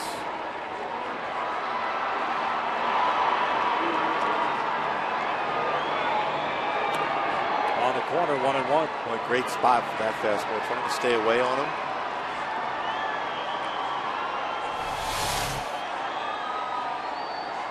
Well, that's an unhittable spot for Willingham. There's nothing you can do with that pitch. Locate it well, not necessarily overpowering at 86, but locate it perfectly.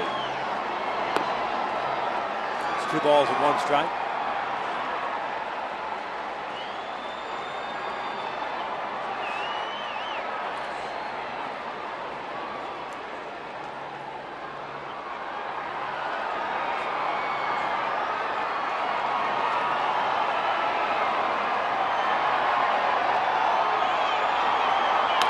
This one hit hard, backhanded by Callaspo. Throw across the diamond is true, 2 outs. All hit well. Callaspo, nice job on the backhand. Very strong arm across the diamond after he's able to make the play. 2 ground ball outs for Scott Downs. Himself spin around and make that strong throw over the first base. He has that play down.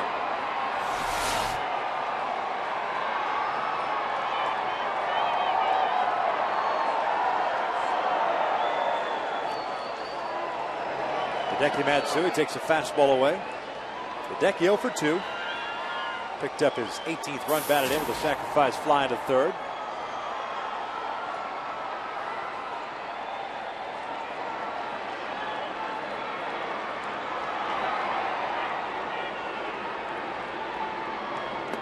Breaking ball down and away. Hideki last year with the Angels, a .274 average, 21 home runs, 84 runs batted in, playing in 145 games.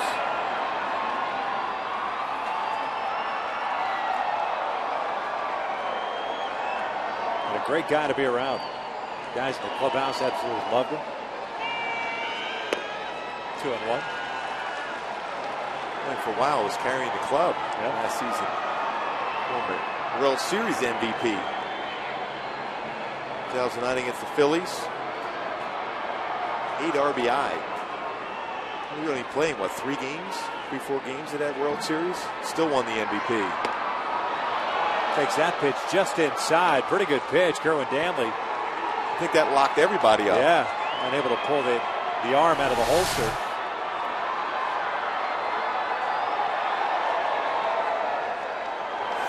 Pretty sure that got the plate. 3 balls and 1 strike. Connor Jackson on deck. On the outside corner, full count. Yeah, you're not going to borderline pitch. That's the next one's going to be a strike. No doubt. Great numbers in his career against Downs. A .455 average, a home run.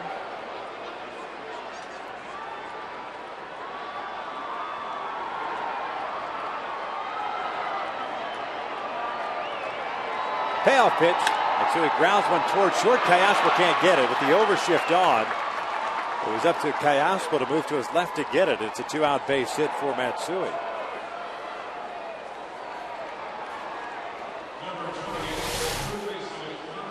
Want to stay away from the power spot against Matsui. Went away. A good pitch.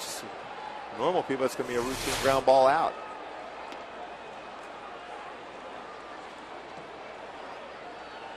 So it keeps the inning alive for Connor Jackson, the third baseman, who tonight is 0 for 3. 1 ground out, a couple of fly balls to center.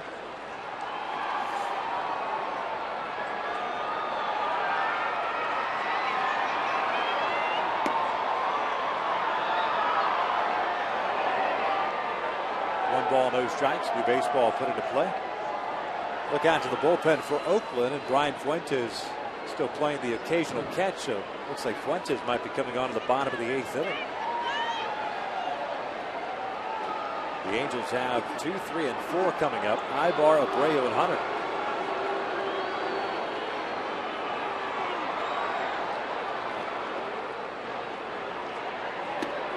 Downs falls behind here. 2 balls and no strikes. Great first outing for Josh Outman. Tip of the cap to him, making his first big league start since having Tommy John surgery. Well, he did a good job of pitching. Fastballs in, sliders down and in, changeups away, fastball 2-seam away. Jackson lines to the right, a base hit. Matsui heading to second. He'll stop right there as Torre gets the baseball back in. I wonder if they may think about pinch running for Matsui. Represents the go-ahead run at second base now. Second straight inning in which Oakland has had back-to-back hits with 2 outs. Fernando Rodney now up. De Jesus, a left-handed batter. Then you got Suzuki, LaRoche, and a switch hitter. A couple of right-handers, following De Jesus.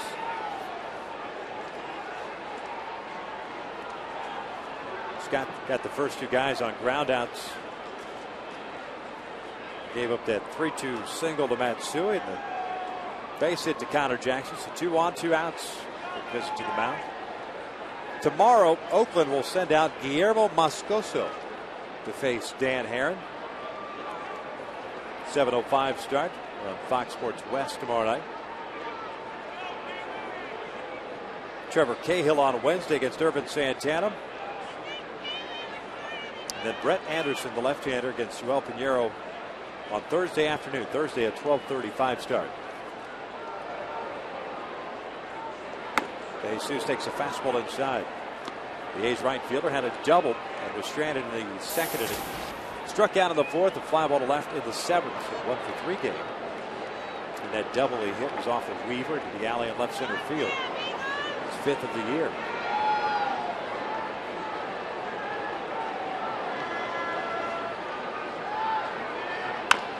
Chopper to the right side as Steris comes charging in. Gets rid of it quickly. The inning comes to an end. No runs, 2 hits. Oakland leaves 2 men on base. We head to the bottom of the 8th. 2, 3, and 4 coming up for the Angels in a tie ball game.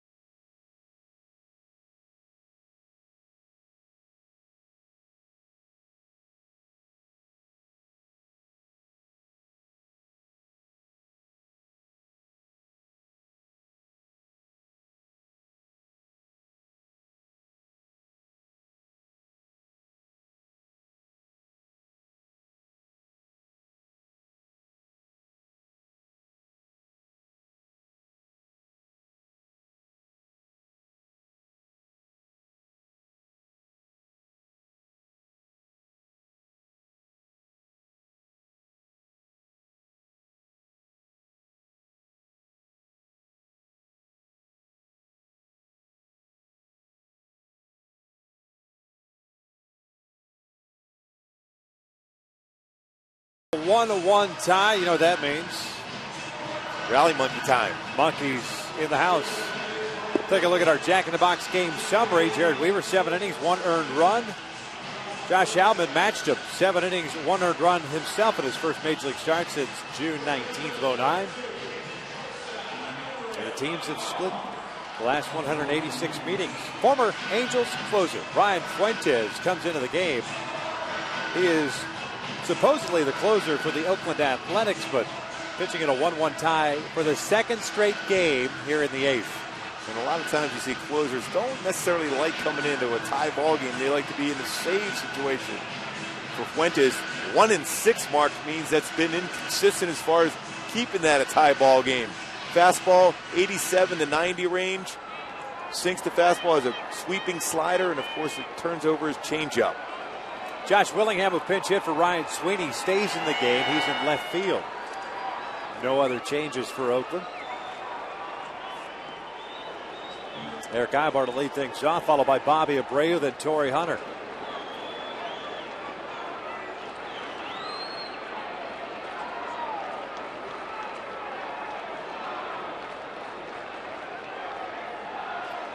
Ibar takes a fastball down and away. That's 1 ball, no strikes. Eric is 0 for 2, a sac bunt. Comebackers to the mound.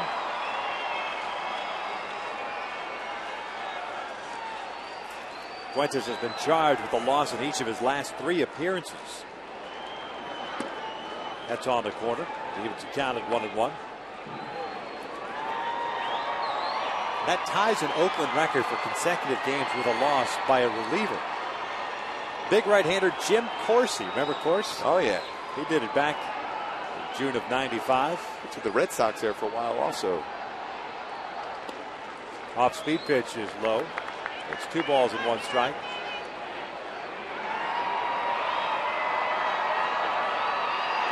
Michael Wirtz is up and loosening.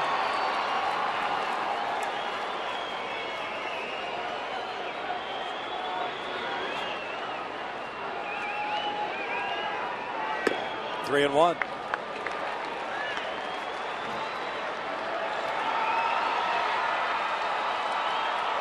Bobby Abreu on deck.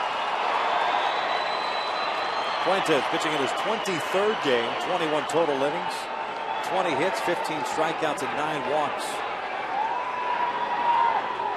3-1. Ibar takes a strike, and its count is 4.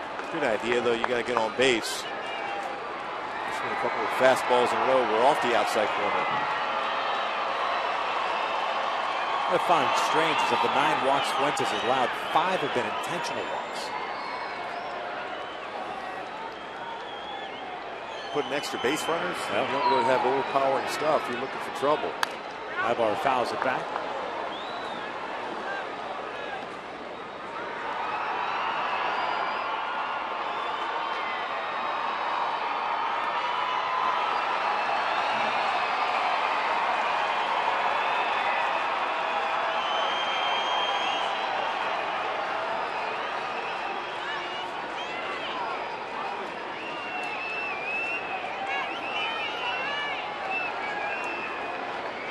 Another 3-2 from Brian. Ibar almost hits Eric. And a leadoff man is on board via the walk.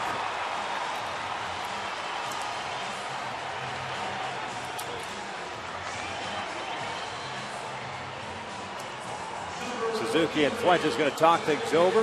Figure at some point with the success that Ibar has had in stealing bases this year. A pretty good contact hitter in Bobby Abreu might start something, whether it's a straight steal or hit and run. Yeah, Fuentes has allowed 3 stolen bases against him, 1 caught, but that was the pickoff he had at first base.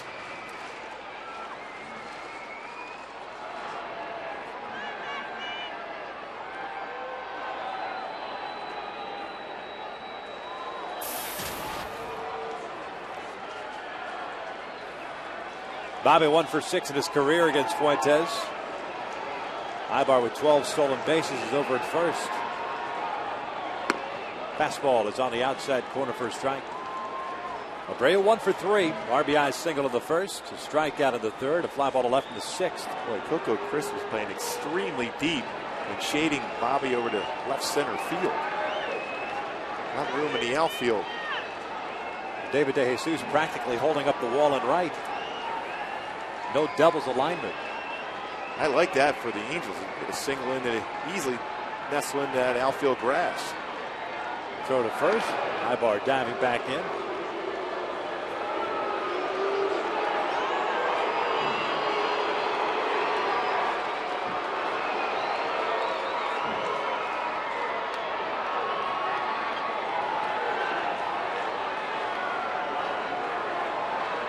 Ibar with a pretty good lead over at first.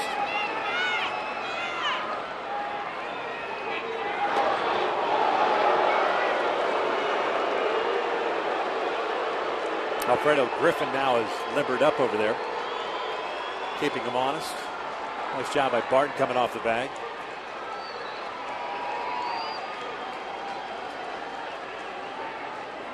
Remember, Fuentes is a guy that once he gets locked in on a pickoff throw, he might throw there a number of times.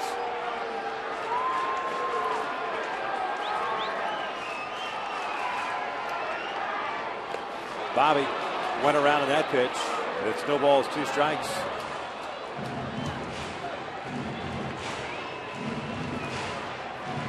Fuentes in 09, 48 saves for the Angels. Last year, 23 saves. A 4-1 record. It's traded to the Minnesota Twins for Loke Van Mill.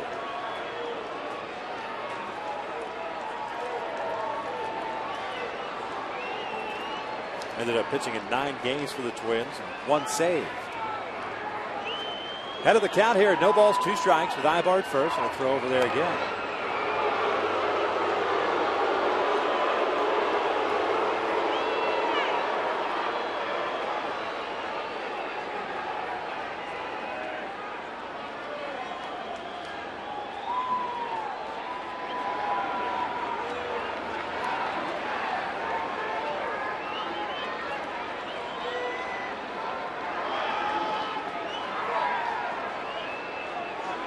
Bobby shoots one over to third, backhanded by Connor Jackson, throws low to second base, and Abreu reaches. They get the lead runner, Nybarg. There's out number 1. Back in the 7th inning, our Hyundai play of the game.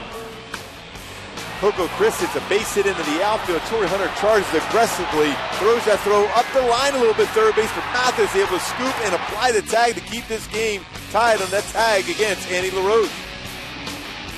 So Brian Fuentes will be lifted here with Torrey Hunter coming up. Fuentes used as a situational guy here in the 8th. Michael Wirtz will be coming on here in the bottom of the 8th inning with 1 out and 1 man on. A pitching change here at the Big A. We're still tied at 1.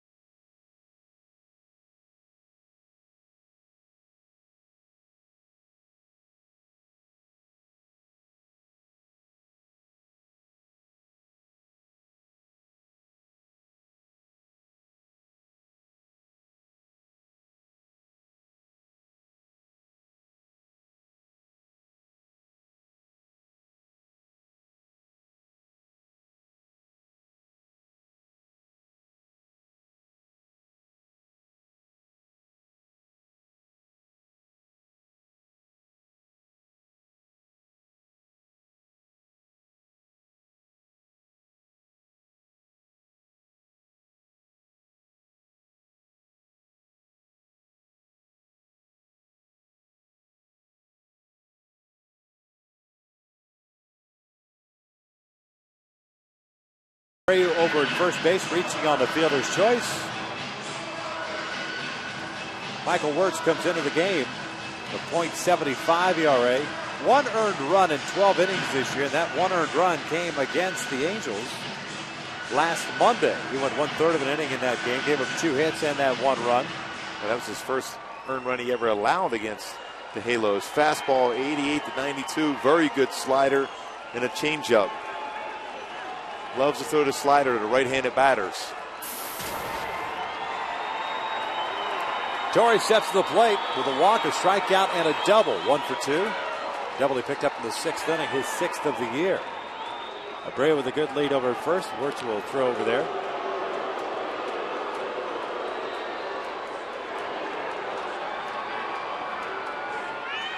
Bobby, 7 stolen bases this year. He's been caught twice.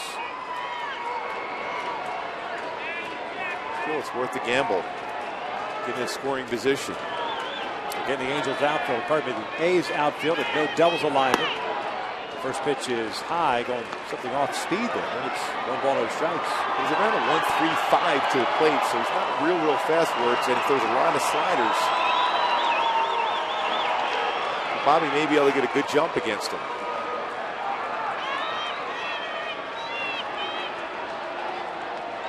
Bobby takes off. The 1-0 pitch is a swing and a miss. The throw down from Suzuki is not in time. 8 stolen base. And now impeding the runner is Abreu. Or pardon me, LaRoche. Are they going to advance him to third? Mike Scioscia is going to come out and argue. Why else would Corey Blazer, the umpire, point to LaRoche? Unless to say that it was just incidental contact. If Abreu was trying to make an effort to go to third base, as that ball got away from him. You're awarded the base. If the fielder's not allowing you to be able to advance to that next base. And he got that slider, and he got a good jump. It's worth the gamble. Ball gets away. Abreu sees the ball, wants to go, and then runs into LaRoche. Bobby immediately. So I'm wondering why Blazer was pointing to LaRoche in that situation. I thought he was going to award him the third base.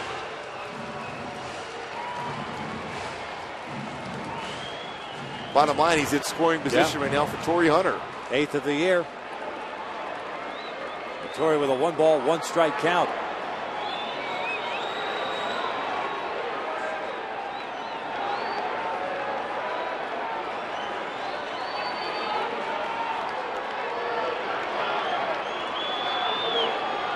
Torrey chopping it foul. It's 1 ball, 2 strikes.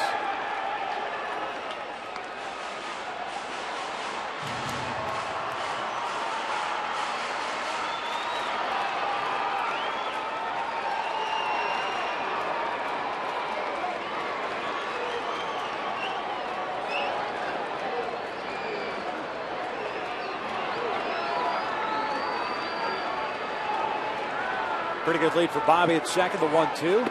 It's down low. 2 balls, 2 strikes.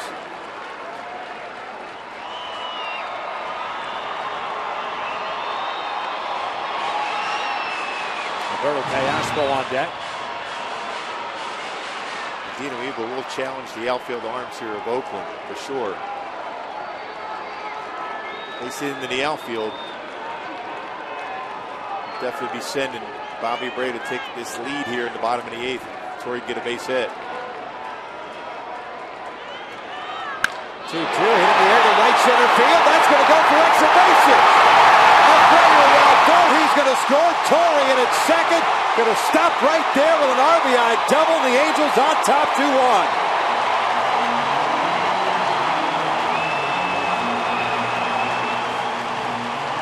Back-to-back doubles for Torii Hunter. Continues to swing the bat well, hit the ball the other way. Well, a good approach there. He knows that Wirtz is going to throw a lot of off-speed stuff, particularly that slider or fastball away. Slider, pretty good slider, but he's able to track and stay back on the baseball and drive it to right center field. With that aggressive base run, of course, Bobby getting a scoring position. May have been able to score from first anyhow, but still. A lot more pressure on a pitcher when a guy's in scoring positions compared to first base. That run charged to Brian Fuentes. Torrey picking up his 25th run batted in, his 6th RBI over the last 4 games. Intentional walk forthcoming here. That'll bring up Mark Trumbo. With 2 on and still 1 out here in the 8th inning.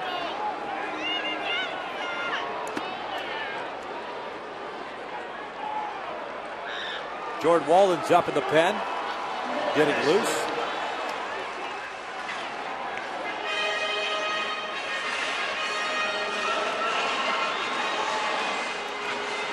And here's Mark Trumbo to face Michael Wirtz. Trumbo's 0 for 3. A fly ball to left, a double play ball, and a pop-up on the infield.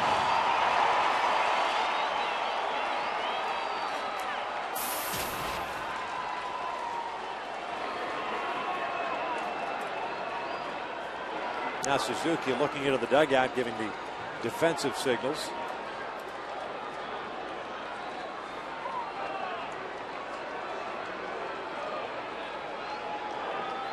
Bobby explaining his blazing speed to his cohorts. Getting into scoring position with that stolen base. Trumbo swinging a miss. 2-1. I think he was explaining the fact that we talked about Bobby and Torrey in the opening about how productive they've been, and of course they came through again. So now we're going to get guys coming up to us tomorrow and say, hey, please talk about us. In the opening. Well, why would you not? That's true. 0-1 pitch. Grounded over to third. Connor Jackson comes up with it. Flips high to second. They get the out. The relay back to first is not in time. And Torrey stops at third. Nice job by LaRoche at second base. Well, that was a rocket. The Trumbo hit. Jackson made a nice play. High throw. LaRoche, good job of getting that foot back down on the base to be able to at least get the force out at second. Still another opportunity. Got to get this. We talk about add-on runs. The importance of getting that one across. But credit Alberto Callaspo, too, for continuing to run hard to second base, almost getting in there. A lot of times you see a play like that, and that runner between first and second kind of slows down, anticipating a would-be double play.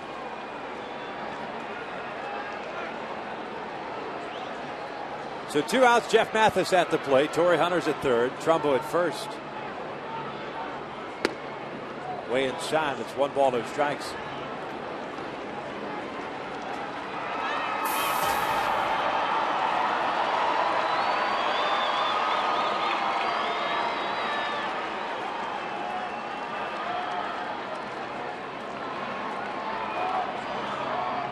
Way outside. Nice job by Kurt Suzuki there.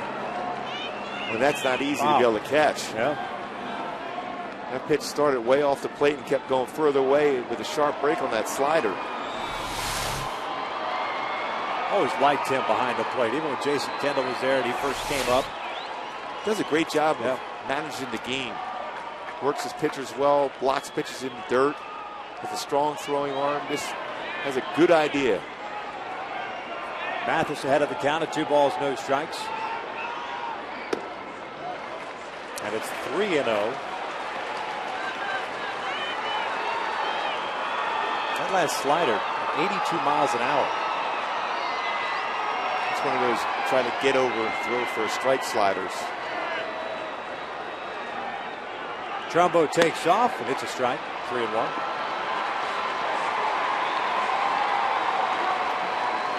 Should get credit for a stolen base.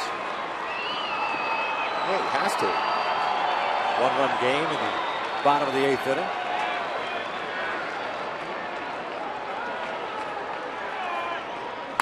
Mathis delivers at the shallow left field. That's a base hit. Torrey will score. Trumbo coming in. He is safe at the plate. A 2 RBI single by Jeff Mathis makes it 4-1 Halos. His second hit of the game for Jeff Mathis. He's feeling good over there. He's done a great job behind the plate. Of course, we showed that tag he made on the throw from Torrey Hunter to keep the score tied at 1, but gets a clutch hit. Of course, 2 stolen bases in this inning by the Angels results in 2 runs. Boy, an elevated pitch.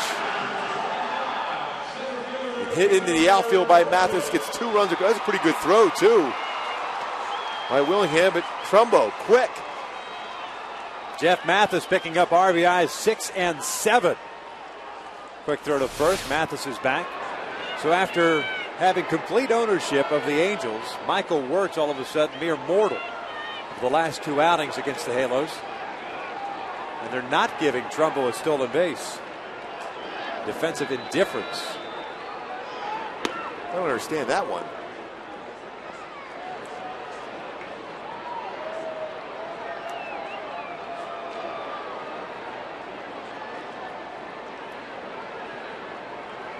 Borges 1 for 2. Bunt base hit, a fly to left and a walk. Pretty good slider right there. That's his true slider there, 85-mile-an-hour slider.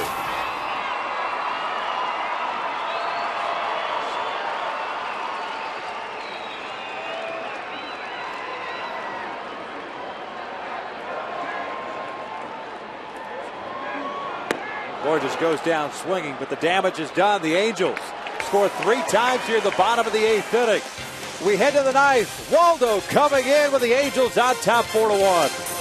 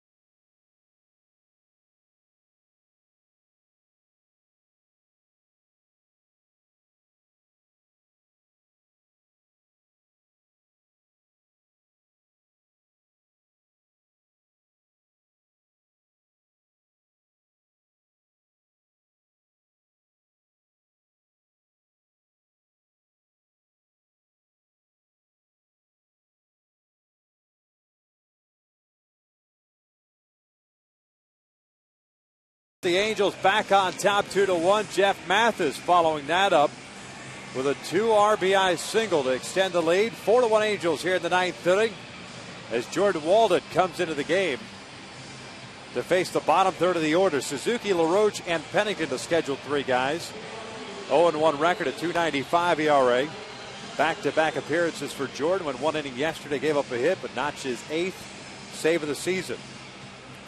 In this attacking with that fastball, you don't have to try to hit the corners necessarily. Go right after, establish that fastball early on. You can elevate the fastball and also finish off with your nasty slider. Particularly against right-handed batters, use your changeup against some lefties.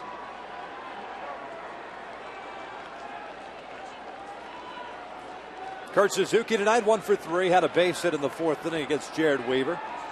Scott Downs, the pitcher of record for the Angels. Brian Fuentes for the Athletics. The first pitch fastball is in there for a strike.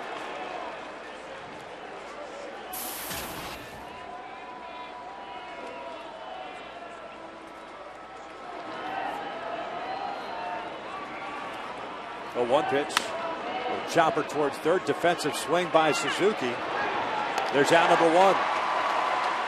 Boy, really got in the kitchen of the A's catcher with that fastball. Well, when you have a fastball like that, especially after you establish the first pitch strike, you have options going in or away on that fastball. Just jammed them. Boy, running action. That ball was starting on the outer half of the plate, and it ran off the inside corner. Man, that's a get-off-me swing. Wanted no part of that pitch. This one at 99 is in for a strike. Andy LaRoche, 1 for 3, had a base hit in the 7th.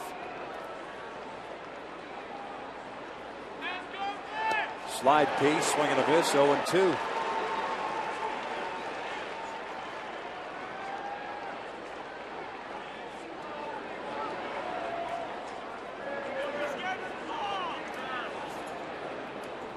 Oh, 2 on its way. Fastball is high. 1 ball, 2 strikes.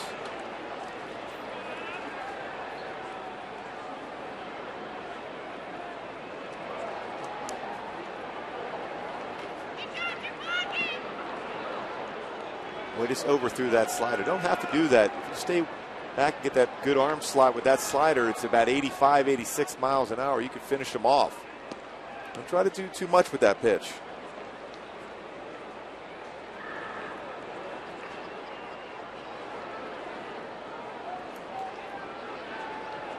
2 balls, 2 strikes. Little chopper to third. Callaspo's got him on 2 hops.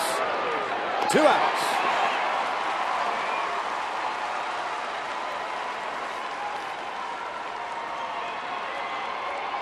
Brings up Cliff Pennington.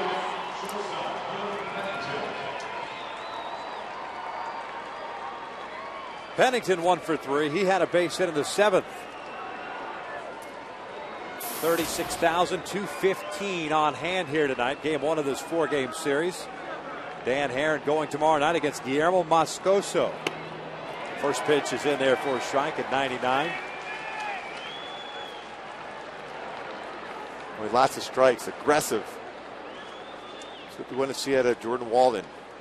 Trust that great fastball slider combo. Pennington fouls it off quickly in the hole at 0-2.